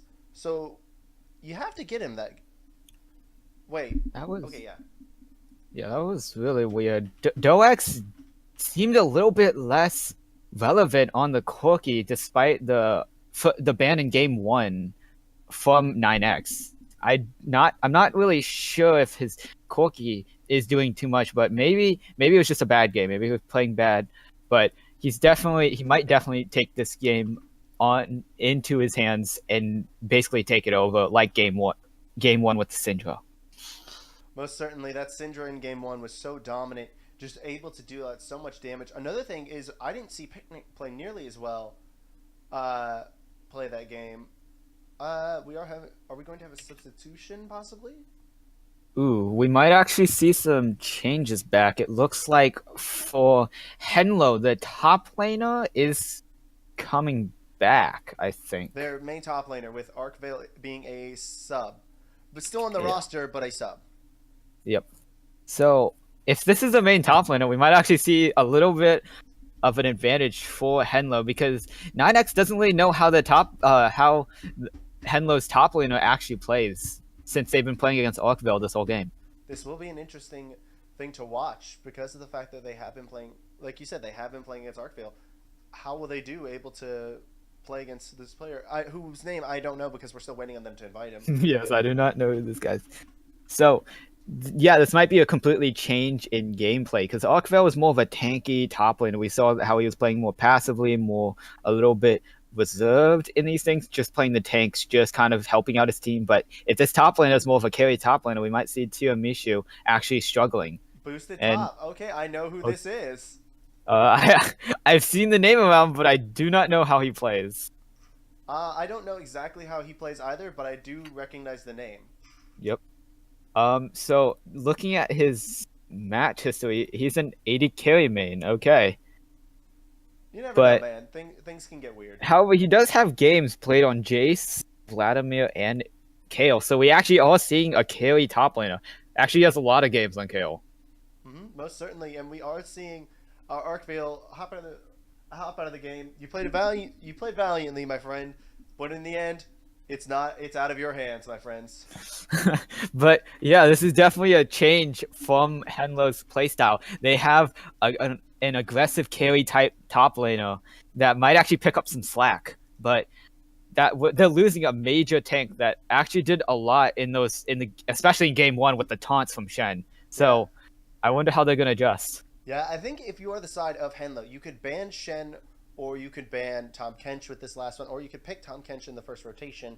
There are really a lot of options you have with both teams. There's some flexibility you have. They only pick the sort of lockdown. Ooh. Okay, so they are okay, so they understand that Tristana was really powerful in game two and maybe even in game one. So they're just gonna take that off the table. Syndra, yep. 9X are just gonna pinch out Doex again. What else are we looking for ban? 9X might pick up the Zed. yeah. Jarvan, the first time he's banned. Okay, so 9X picked him twice, but they kind of just I guess they thought he had a great showing on it. However, we have to note that Orin, Zoe, and Israel are all up. And what sorry. Come on. But Zoe, Maokai, Ornn, Shen, and Ezreal, and Miss are all up. So is Leona. Yeah, some of these guys are actually going to come too. We're going to be seeing... Okay, it's Shen. So, Maokai is still up for grabs. Ornn is still up for grabs. Zoe is still up for grabs. Give me an Ornn, baby. Give me an Ornn. I want to see Ornn, dude. Ornn is so much fun to watch. Let me hear Ornn. Let me hear that horn. Let me say, Call of the Forge God! Knocks up all five. Hey, the So last 9x. time two Rams had that big of an impact, Kurt Warner and Marshall Faulk were still in St. Louis. Oh my god. Okay, that is a Jace last ban. Ooh. Confirmed that is a Okay. Jace ban. So yeah, Owen picked up. So yeah, so I guess 9x was just afraid of the Jace from boosted top, and they get the Owen. I guess, and I guess they're not really replacing the tanky top laner, but they're kind of replacing the global pressure from the Shen. Yes, but they are replacing it with a Maokai, most likely. This is Yeah, definitely a I'm. situation where you could very easily pick up the Maokai and Yep. not have it banned. Okay. Yep. So now that the top laner is okay, yep, the Israel Zoe is still up, I don't know and if you pick Zoe. yeah, I mean, I'm just saying she's definitely an enticing pick. However, we also might note Sejuani is up. Perhaps if one of them want to pick him up, Misfortune is still up for Henlo if they want to try it again. I think the Sichuani pick would have definitely done better last game. Ooh. But the Rek'Sai, an early Yeah, they're pick going. here if they do it. They're going back to the things that gave them game one, the Rek'Sai global pressure. In addition, However, though, do you pick that early mid laner in Corki, or do you fall back on a different pick, like a Xerath, like an Orianna? None of those champions were banned against the mid laner of 9X this game. I say great support has his whole champion pool to work with right now, except for maybe Syndra or Zed if he plays those. So it's a thing. What is your last pick here in this first round? If you are either of these teams, Henlo's not tipping their hand yet. ooh, the Corki. So I guess they really are putting confidence in Doex to actually do something with this Corki. Yeah, Doxa really was really good on that Corki to an extent. Ooh, But okay. a So Orianna. this, I mean, I guess since he has the, I'm not sure if I'm a fan of this because 9x's damage is actually lacking here. Orianna, Israel, they do damage, but not in the mid game. Israel does some damage in the mid game, but Orianna kind of has to wait till late game to do the damage. That's not necessarily true. If you get a little bit of a lead on Orianna, that shockwave Yeah. will still chunk, especially the bot lane. Yeah. I mean, if she does get the Luden's Echo proc, if she gets Luden's Echo, maybe Morelos and stuff. Okay, so bans. What I'm looking at here is I'm expecting three support bans and a misfortune ban. I think that's what you do. Like if you are Henlo, you ban Braum, you make 9x ban the misfortune, you ban the Tom Kench, and then you just adapt to what it is that I they wonder. pick. I wonder if Sejuani is going to get picked up here, because she hasn't seen really face in this series too much. But I think she's pretty strong. Also, Kane. Both of these junglers play Kane, and it was only banned in the first game. I think more So- of Kane is not as good of a spot right now, but I do see 9x picking the Tom Kench to ban. I think that this should be served for misfortune because you could very easily first pick the Tom Kench and go for it, but in the end they do decide to ban the Tom Kench, so this does leave it open for a misfortune to arise. Yeah, it does look like the support isn't too familiar with the champion, perhaps. There is a Leona on the board, so that's Yeah, like, do you Leona's ban still Leona? on the board, and we saw both teams play it. However, it does look like 9x had the better showing of it. That's the question. Who do they ban? 3 seconds. 2. Xin. Zinzao, okay. Yeah, we did see that Zinzao have a decent showing, especially with That was a terrible showing last game. Really? I thought it was pretty good. He did absorb enough damage. However, 9x does pick up Lamus. I don't know. I think Zinzao absorbed a lot of damage in that last game, but it wasn't like the team play. But I think it was more that he was pretty good on the Zinzao, but it was. I think it was more of that he couldn't do what Xin Zhao needs to do. He needs to stick to people. He needed to get on top of people. So I don't think that. I would say. Plus, it was Henlo who played it last game. So Ramus, Zaya. Oof. Oh my! Wow, they pick up so much stuff here. So, That's bulk. That- And that's a lot of AoE that's damage. yeah, that's really bold. I really like the Ramus pick here because if you look at Henlo, all of the champions rely on auto attacking. Yeah, but And Ramus does what Ramus does, and he has a built-in Thornmail. So, I think Ramus is a really good pick here, and they have 2 tanks, so they can pick up the Lulu. yeah, I really think that both these compositions have their ups and their downs. However, I think overall it depends on their team fight. I was like, how will they do in the team fighting and picking? I think that Zai is going to provide more to team fights than will the Ezreal. Orianna will provide more than the Corki. Rek'Sai and Rammus will be about equal. Lulu and Taric is where I think the real team fight advantage. I say the real team fight difference is. Lulu is very peel heavy, whereas Tarek can create that massive initiation, following up upon the call of the Forge God and the tunnel into knockup with the uh, cosmic radiance. Radiance, yep. That's what it is, cosmic radiance. So I think that overall, it's both compositions have a little bit of risk to them. Both compositions have a lot of reward to them. Overall, I think that this is definitely going to be a very skill matchup game as opposed to the others, where it was more of executing your composition correctly. I think this one is going to be who's the better team.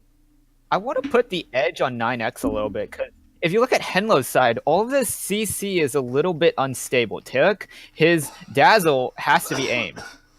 Zaya, her Blade Caller, also has to be aimed. Rek'Sai's Knockup is the only, I guess, definite CC on Henlo that will always land no matter what. Call of the Forge God, pretty much. We'll okay, I guess, yeah. Because you get to reposition okay.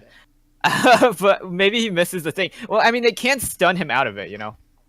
They can, but not if you take... not. That's the thing. A very good Ornn is able to utilize the Bellows Breath. Yeah, and juggle CC with the Bellows Breath. Like, say, I remember one, he was laning against a top lane Morgana I saw in solo queue, and he just made the Morgana absolutely cry because every time that Dark Binding came out, so would the Bellows Breath.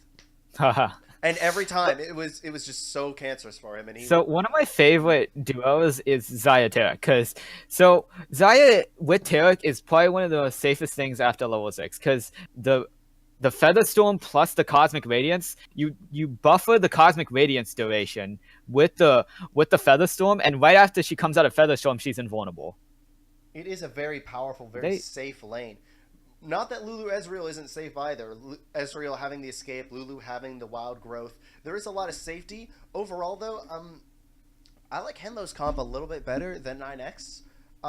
We've been right. Neither of us have been right either game. Hey, come on! I put my faith in 9X last game. Oh. You said I could have sworn that you said Henlo last game. Okay, I put my faith in 9X's comp. I didn't put faith in the team. Wait, what happened? Okay, so yeah. It looks like champion select was interrupted. Champion select was interrupted, and they're gonna have to redo it. But I guess we got a little bit more time to talk about these comps, I guess. Again, it's like there's a lot of risk to either one. There's a lot of reward to either okay. It was interrupted again. It's a very similar composition if you look at it across the board. Both of them are very freaking similar. Yeah, both of them have a good front line. Both of them.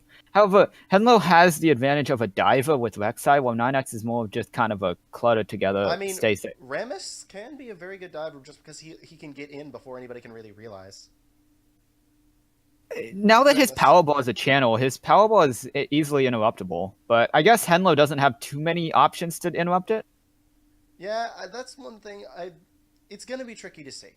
I think these compositions are so similar that it's ridiculous. Yeah. I think you have the top lane meta tank with a lot of team fight presence, a lot of tankiness, and a lot of ability to lock down an opponent.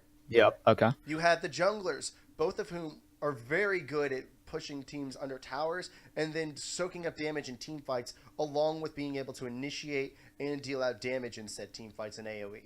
You have mid laners that will provide a lot of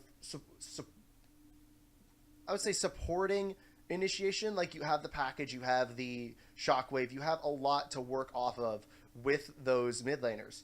You also have very good roaming because of the fact that Orianna's roam is actually a lot better than a lot of people give it credit for, because of the fact she can speed herself up with the dissonance combined with the shield. She can give herself a very fast roam. AD carries, clear and poke in the early game, stay safe and try to avoid CC in the mid and late game. Supports, protect your AD carry. Like, they're very similar team comps. Yeah, both of them look very similar. I feel like the objective of both teams is a little bit different, though. Orianna Israel functions as more of an AoE kind of, I guess, play a scattered team fight, Well, and basically, if you have a scattered team fight, Israel runs around trying to hit the people that he needs to, and Oriana will punish anybody who's basically, I guess, clumping together. Well, if you look on Henlo, Zaya kind of wants just to stay still and auto attack and get the blade caller to get like a 3-man root. And Corki kind of functions the same as Israel, kind of dashing around the team fight, trying to auto the people and get those good crits off. So Overall, both though, teams, it should be a yeah, very but interesting game to see. yeah, these teams drafted some really good team comps, and we'll have to see how they pull it off. So this is we're reverting back to season 7. A few months ago, Zaya and Tarek are actually opting. They might be opting to go barrier heal. Oh. We might. Well, there's That's not just much burst potential from the side of 9X. Most of it is sustained damage. The only real burst ability is that shockwave from Oriana. The rest of it is a lot of sustained damage from Ezreal's poke, Lulu's poke, all of that. There's a lot more sustained. So having that barrier will probably be better as opposed to the exhaust, which is designed, to prevent the burst. I think we're seeing remnants of the game 1 where Little Trooper was on Israel. We might be seeing remnants of that again in this game. Imagine Tarek with the Cosmic Radiance. Zaya, she has barrier now, plus the Feather Storm. So I want to see how much she can last in these fights, because it's going to be a pretty long time. And Zaya is a really good damage deal, especially later into a fight, as long as it lasts. Most certainly. Also, the Ezreal does not have that straight up 1v1 just explosion potential, pardon the pun, as Tristana does. So I think that the 1v1 between Doxa and Skyline will not end up the same way as it did before. I think that this is definitely going to be one of those things that if Corki gets on top of the Ezreal, that Corki's going to win. And Doxa will just have his number. So what are we looking for in these lanes?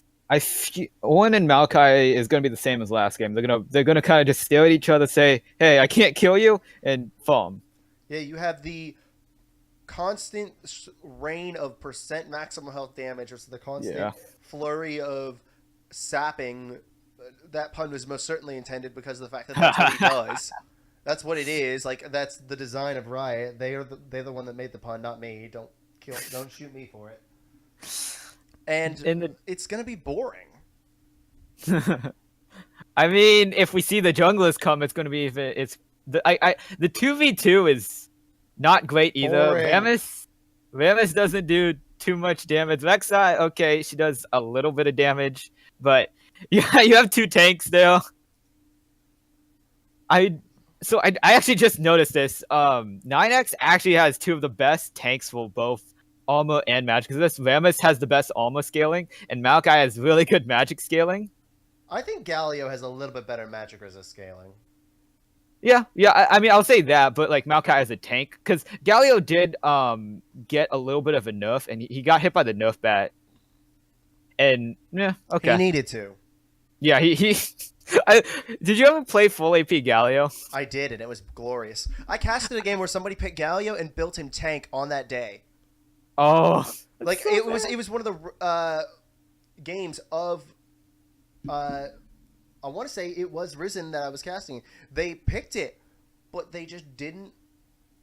They didn't go for the build. They instead decided it's like, okay, I'm gonna build a Galio tank. It's like, no, you build full AP Galio. You do not start out by buying a freaking Spirit Visage. But yeah, I remember playing AP Galio. I played him top lane, and every time I walked up to the tank, I would use the Winds of War, half HP. It was great. It's a I remember beautiful thing. Yeah, so ironically in that game I actually reached full build. So my Q I think was doing 94% of maximum HP. Jesus Christ. It was great. It was a great feeling.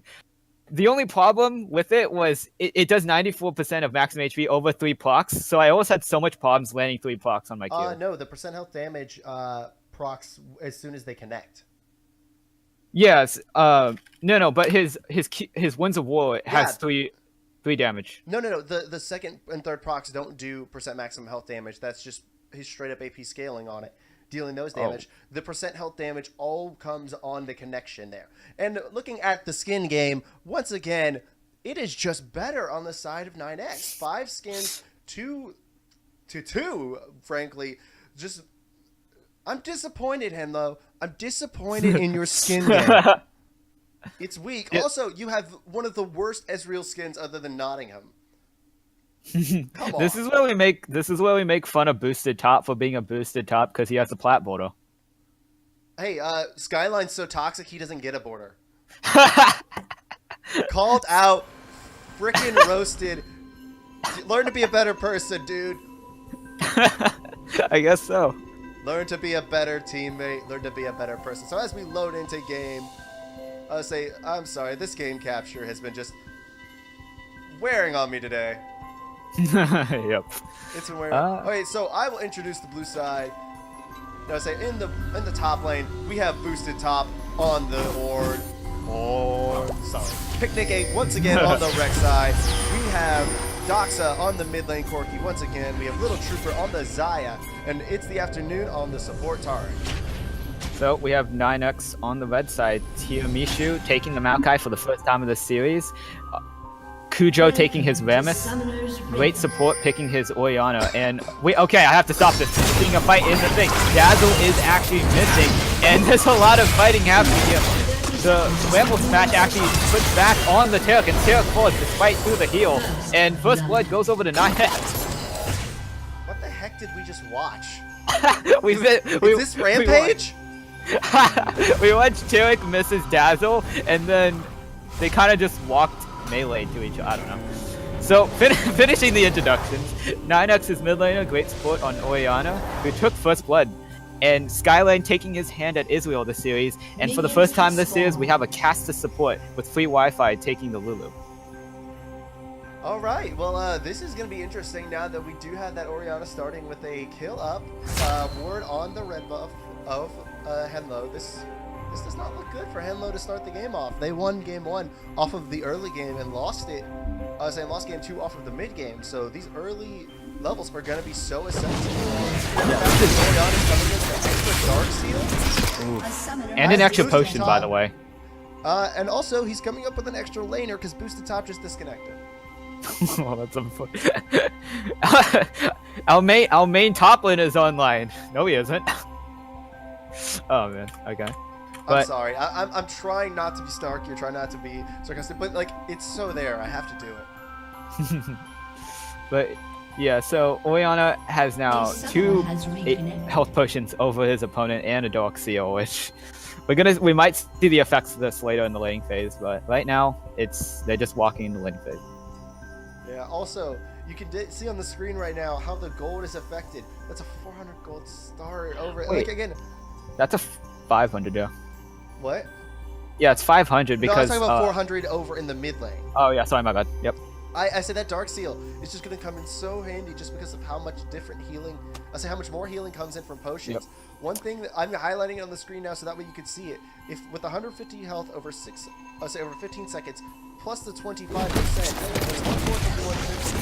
I'm trying to figure out that math in my head. 35? Yeah, that is 35 extra health per potion. Total of 105 extra health off of potions just from that one item. Plus the extra 15 AP. Something I didn't put note on is actually Lulu was able to back and get a potion herself. Just 4 potions instead of 3. So if any trading happens in the bot lane, as we see right now, actually Zaya gets shrunk down to half HP. But the trading might go a little bit in favor of 9X's way. And what we're seeing is sort of those trades coming out a little bit. Ezreal is starting a little bit early game dominance, and that Doxa is coming in so handy as we see him just bully out Doxa. Wow. Okay, so 9X is mid lane is also bullying out Doxa. Yeah. So both mid lane and bot lane are actually winning in favor of 9X. A little bit of a reverse from last game. Well, certainly as a lot of in the early game. Big reasons that last game he wasn't able to snowball out his holidays because that early game presence wasn't. Ooh, okay, so we're looking at Rek'Sai being here. He flashes, knocks up the Orianna, forces the flash out of Orianna, but she's chunked down to half HP. Down, just because the fact Orianna is so immobile compared to the Corki and Rek'Sai. If either member of Henlo is not going to really matter nearly as much. So, this must be really annoying for... Okay, never mind, hold on. Rammus is here, forcing Powerball comes in, he gets the taunt on Owen, but he does have flash. Develo's Web actually stops the slow, and he actually doesn't have to burn anything, and he doesn't take too much damage on, especially when he can make items himself. That's one of the beautiful things about Owen is that his dash goes through enemy. It goes to your destination. It does not stop, unlike most of those dashers of top laners where they stop. That's his doesn't. Okay, so there was this one time in game, I had an Owen top. He bought 5 potions at the very beginning, and then 3 minutes in, he bought himself a Doran shield. That's incredible. I love that. And he still had 4 potions. It was pretty great. But I think new LCS strats maybe. I think you can get punished too hard for that. But okay, so Dazzle lands in the bot lane. It does look like Lulu is taking a little bit of damage. The Blade Caller doesn't do enough damage, and she has forced Flash away. But it doesn't look like Henlo's bot lane is fighting back. In the top lane, we're seeing a wet noodle fight, kind of autoing back each other. Not much happening. It's a Portal combat. I think that's what they actually do call it. No, there's one top lane that needs to be made. There's something there. I don't know what it is. It's called wet noodle fight. Yeah, but there's no like catchy thing for that. I don't know. we'll have to think one over sometime. But this is quite unfortunate for 9X's bot lane. They may be ahead in CS, but it does look like the innate advantage is in Henlo's favor.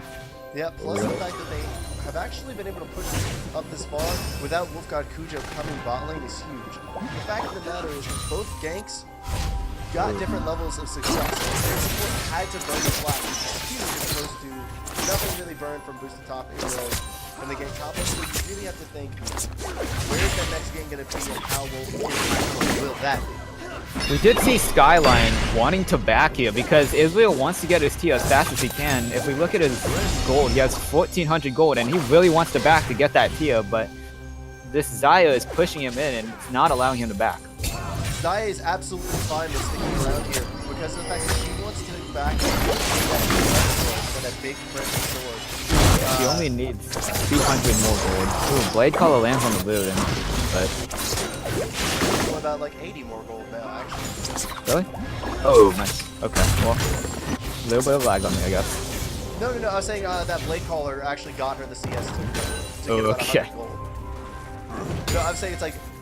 Yeah. Now it's even less. Yep. So, now that... In the lull, neither of these junglers can really gank anyone effectively because every lane is so small. The only gankable lane is the mid lane of the Henlo gank, but there is that advantage. Both junglers. So I think Picnic actually was able to get both Vaptors and Krugs, while Kujo is actually just heading over to Krugs right now. Actually, he might actually be able to actually take this red buff. So this trade might actually be in favor of Kujo because the red buff is coming up for him and he's starting it. Yes, but the vision advantage is all... everyone has the enemy red side just absolutely covered. Yeah, once again, we see the lines being drawn again. So Henlo actually gets the top side while they got the bot side last time. Ooh, okay, hold on. So we actually see Picnic being here, and he's actually able to take the red buff before the thing. And he's just going to take the blast cone out, and he walks away safely with the red buff taken. Damage coming down to the red buff, but instead just showed the red buff alive at 128 HP as it was dying. So both blue buffs all coming up for both teams, and I'm guessing that both of them are going to be picking up both mid laners are going to be picking up their blue buff. What are you talking about? I said, mid laners don't get blue buff, right? So I'm in silver, so I'm reflecting the words of every silver mid laner. It's like, we never get blue buff. we're seeing a slight advantage in favor of Henlo's Picnic because he's a level over Cujo. I'm not sure about the exact numbers, but he does have the level advantage. Not And as much. yeah, but so yeah, we do see Lamus. Oh, Lamus actually does pick up his blue buff, and he gets 6. But we do see a little bit of a slowdown from the Lamus because Lamus is clear isn't as fast as Vexeyes, especially when he's just auto attacking them. Yeah, but he does Okay, take a little hold on. bit We're back. actually seeing a Lamus coming in here, trying to get the thing. He flashes forward with the Powerball, tries to land it on. He lands it on the Terror, forcing to get the flash out from both bot laners plus the heal. Yeah, overall, then that's a trade of 1 summoner for 3. So a very good trade by the side of 9X. Able to kind of stop a little bit of this push. And while they're actually from the side of Henlo, 9X still has a pretty good However- that's 20. Yeah. However, as a consequence, actually Picnic is able to pick up the red side jungle of Kujo's again. Actually, he doesn't opt to take the Raptors because Tiramishu is actually checking this. Actually, I think he's actually going to be able to still take it. So, yeah. He actually is able to take up 2 camps for the cost of 3 summoners of his bot lane. Yeah, I would say not quite worth, but it could be. Oh. Okay, never mind. Here we go. We're seeing a gank in the mid lane. Package comes out. Shockwave hits the both of them. Forward slash is blocked. He actually flashes the damage, and both of them are actually forced to take damage. Both of them are red blinking red health buzz, but heal is burned and flash is burned for both the heal and flash early on. However, he does in the bot lane we see Israel getting hit by the dazzle, but I'm not sure if any else trading is happening. Some good poke damage. There was a favor for those summoner spells from the side of Henlo because those ultimates were Oriana and Henlo that he launched a shot barrage on that Rex side. I have to praise Skyline. I mean, he's been dodging these dazzles pretty good. Not like, oh, okay. So actually, Wild Growth is blocked there and afraid of the damage coming out from Xayah, but she has no mana, so I'm actually quite interested in how they're gonna be blocking this because Xayah has no mana, so there might be some fighting happening in the bot lane if they choose to capitalize on it. Yeah, both AD carries sitting on that 1,200 gold. The difference is how much Ezreal is because of that CS, and if he's got the 2 items already, he doesn't need to back really for the next few seasons. He has the tier, he has the chain, he doesn't need the mana, he doesn't really need to go back to stock up on the With these Berserker Graves though, she will be able to get sort of a little bit back into this despite being down about 30 CS. So going back to the pattern of the series, Doxa has the advantage in his lane, the CS advantage. Skyline has the advantage in his lane, and top lane is farming. 2-shot flash comes out to clear the wave, and it looks like Israel is looking to back soon. However, Little Trooper is back here to clear the wave, and this might be some bad back timing for Israel. Yeah, the fact of the matter is that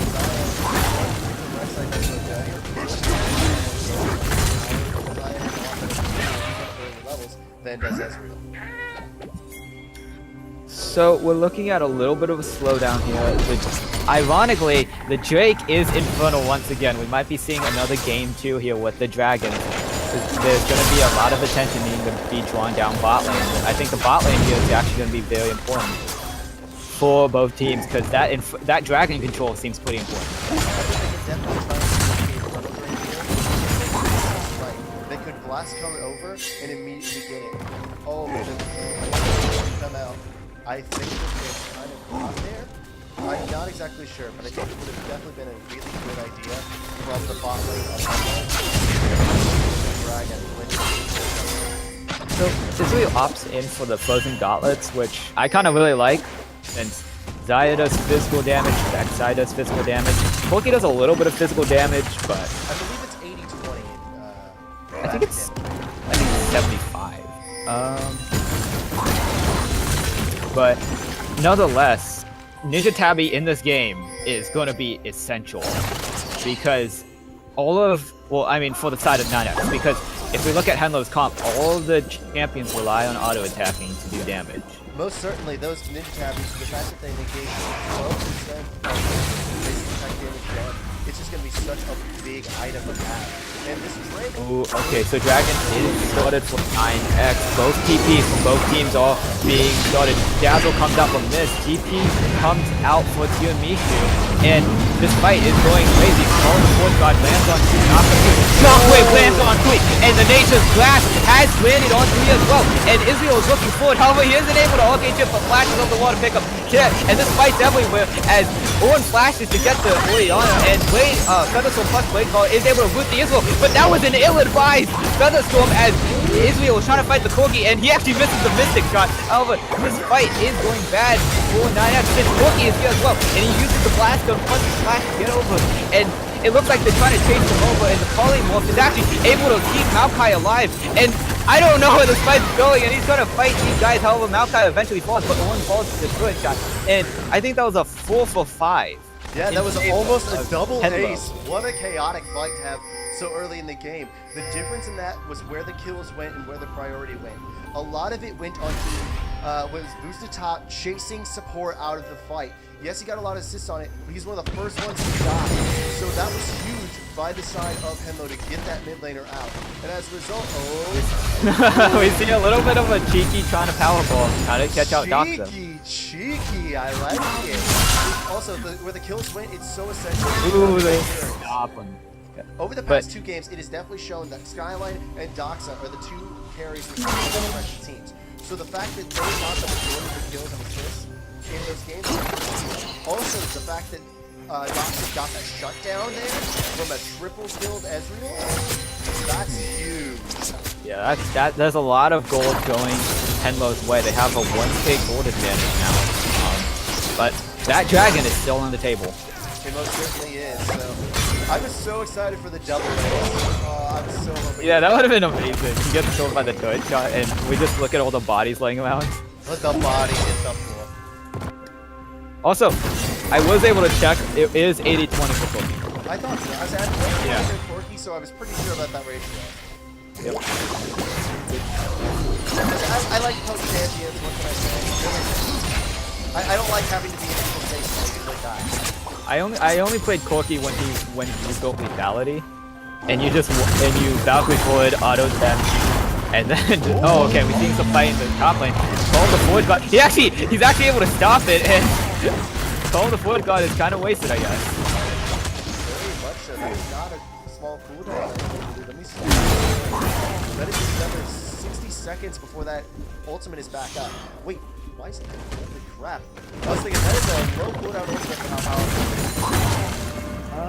it is. Yeah. I would think so, but he has 20% CDR, so it's not too bad, I guess. Even so, like it's... Yeah. Oh. Okay, Ryan, so... once again we see some fighting in the bot side with over... This Drake is really important, and Dox is 2 levels over his opponent. Starting with an extra dark skin on Look at his CS advantage. It's looting up to 50, I think, right now. A little bit less. That's 25. pretty much been the story of the past 2 games.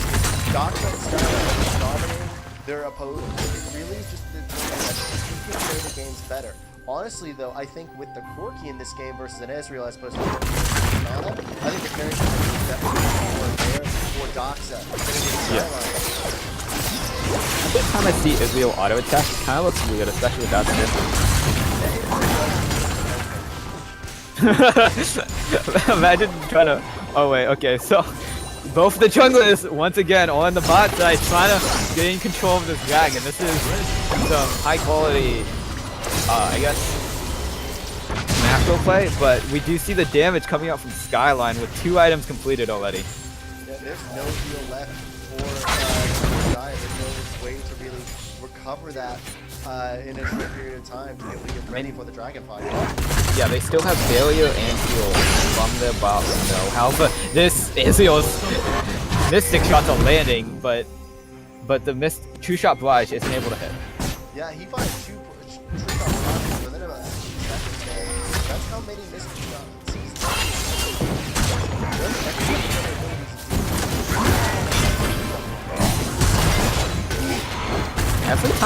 every time we pan back to this top lane, it's the same thing. They're kind of just autoing each other using their abilities, and they don't do too much.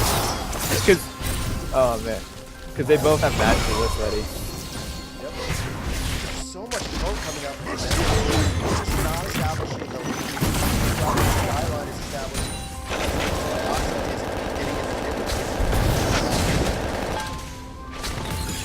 Both junglers are now in the mid lane. Henlo is trying to get this turret, but they get some good damage off. But meanwhile in the bot lane, Skyline and Free Wi-Fi are chunking down this turret, and no one's here to stop them. And it does look like first turret is going over the 9X's way, and that's just going to give so much control. Give him a second. Okay, they were able to take it.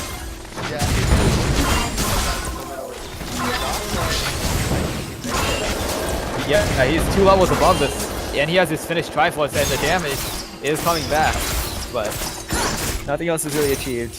Both mid laners, that was a risky fight. One thing I would have liked to see from Doctor is I would have liked to see a just set up a 1-3-1 composition with Thorn on one side, Forky on the other, and then the Zion, Taurus, Rek'Sai in the middle. If we take a little bit of a look at the gold leads, that Skyline is around 2.2k over his opposition. That is massive. It's not the man. Yeah, that is so much gold. However, despite that gold advantage, Henlo is actually in the gold advantage because of Forky. And also in the top lane, Owen. 40 CS in the top lane, plus another 40 CS in the mid lane. That's painful. Yeah, basically what it boils down to is where the gold appropriation is. Like I said, Ezreal with Fundamentally is powerful for a reason. It gives him so much gold. Where it doesn't, one of the items is okay, so mid lane turret goes down and Rift Herald goes over to Henlo's way. And it was just for free. Nothing else really paid. So that's a 1,000-point swing. And 20 minutes in, this dragon is still up. It's the little dragon that could. I'm not really sure. Okay, here we go. We're looking at the fight. Dazzle lands on 2, which is really good. 2-drop watch comes out, and it misses. However, they're looking for some fighting here. Orion is on her way. He actually forces the flash out of Tarek, but nothing else is really happening as lines are being drawn here. And that Israel with Oracle's extract is pretty funny. Yeah, I would say it's weird. Also, it does look like with the chunk of Henlo's bot lane, 9F is going to start up Jack. But Maokai is giving up his turret. Not necessarily. I would say damage on his turret, yes. But yeah, damage on his turret for this. And he's also losing some farm. Which is kind of... Okay, we might be looking at a good fight here. Rift Herald was actually summoned to hit the turret, and he actually interrupts the power ball with his knockup, which is really good time. He wasn't actually even slowed by it. How much damage? That tower is down to about 10% damage. And he is able to get the tower top lane. Yeah, okay, so he actually did trade his turret for it. Yeah, overall, that was a very good trade over to Henlo. You traded a lot of damage on one tower and another tier 1 tower for the Infernal Drake. Overall, I count that as a little bit worth, I'd say.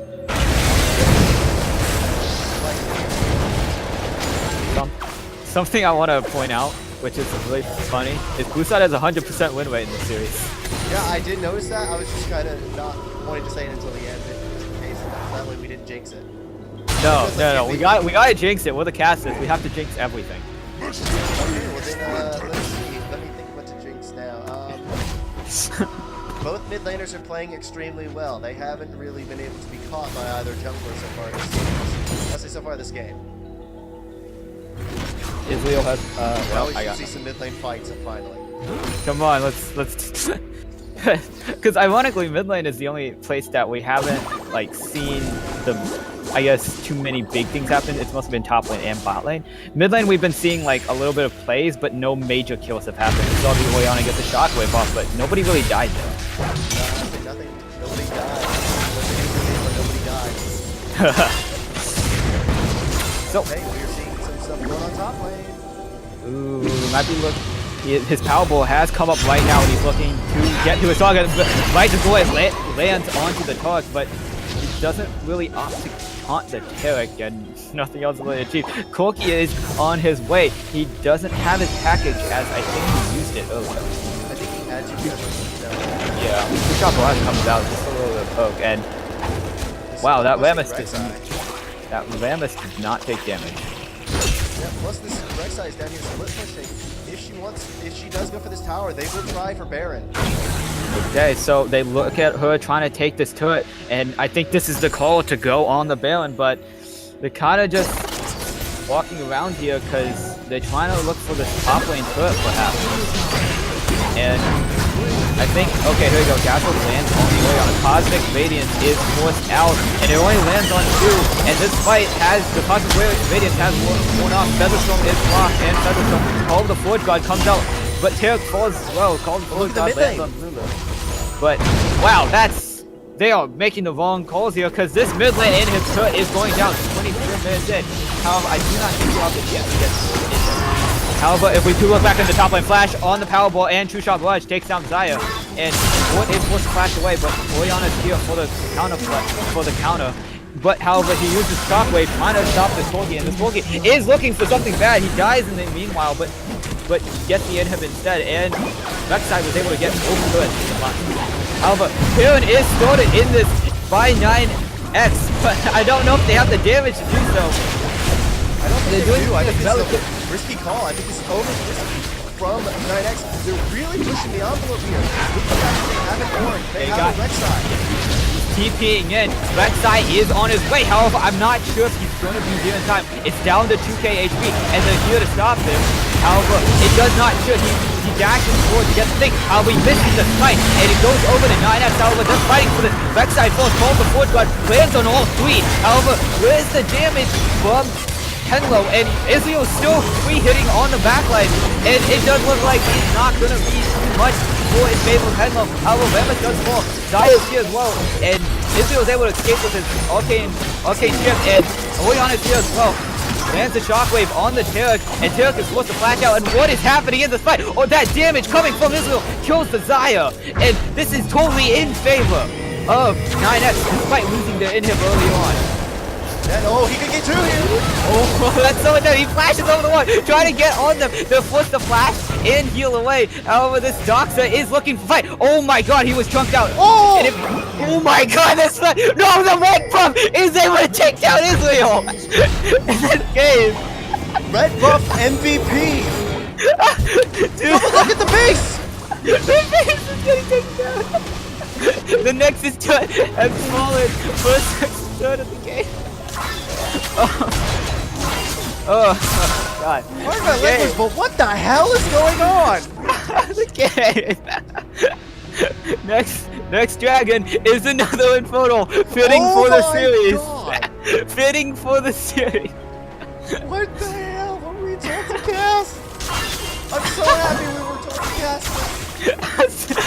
I agree.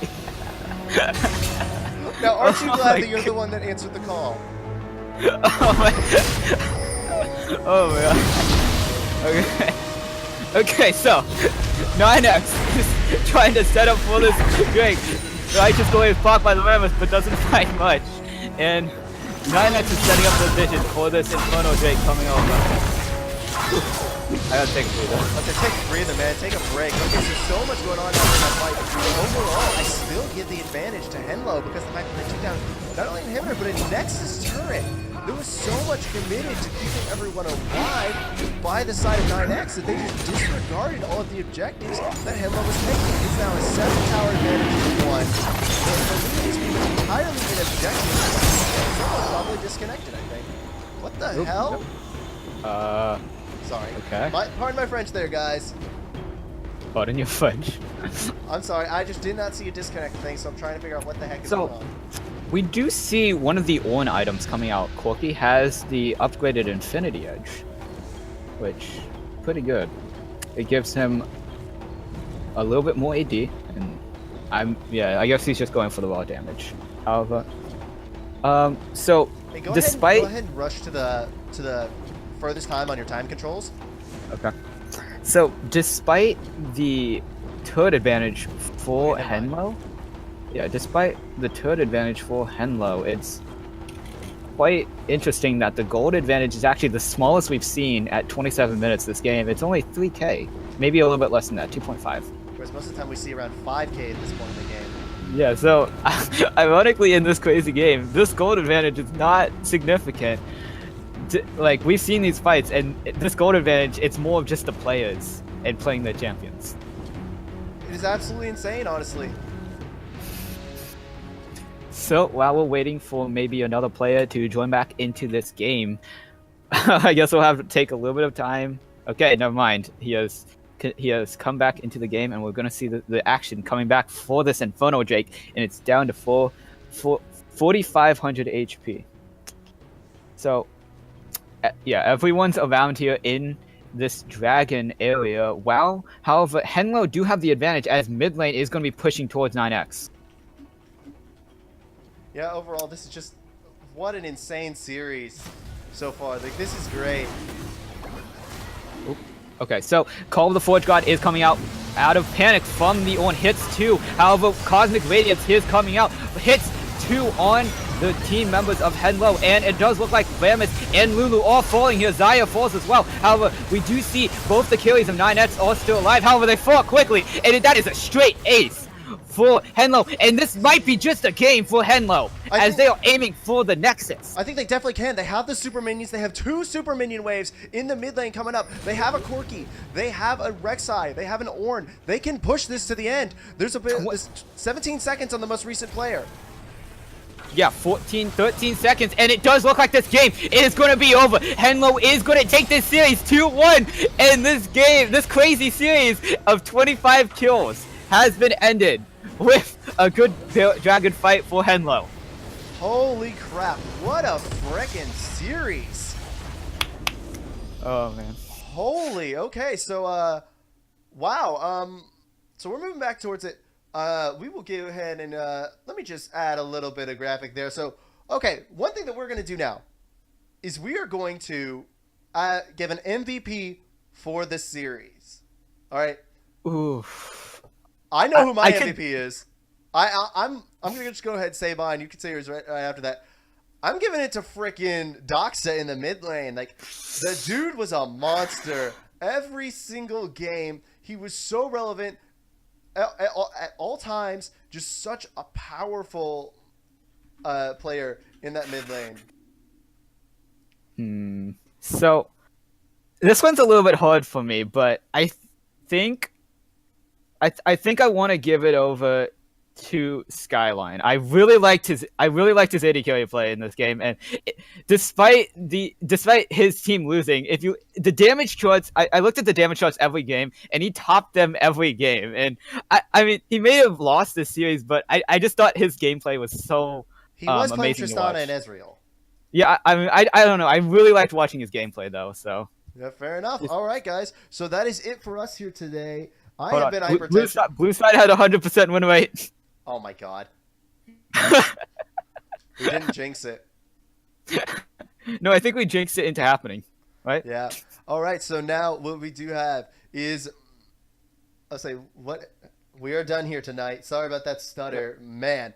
All right, that is it. I have been hypertension. I'm Shadow. And we will see you guys next time for next week. Thank you. Let's say in 2 weeks when we get back to the Champions Games. See Thank you you guys for then. watching. Goodbye and good night.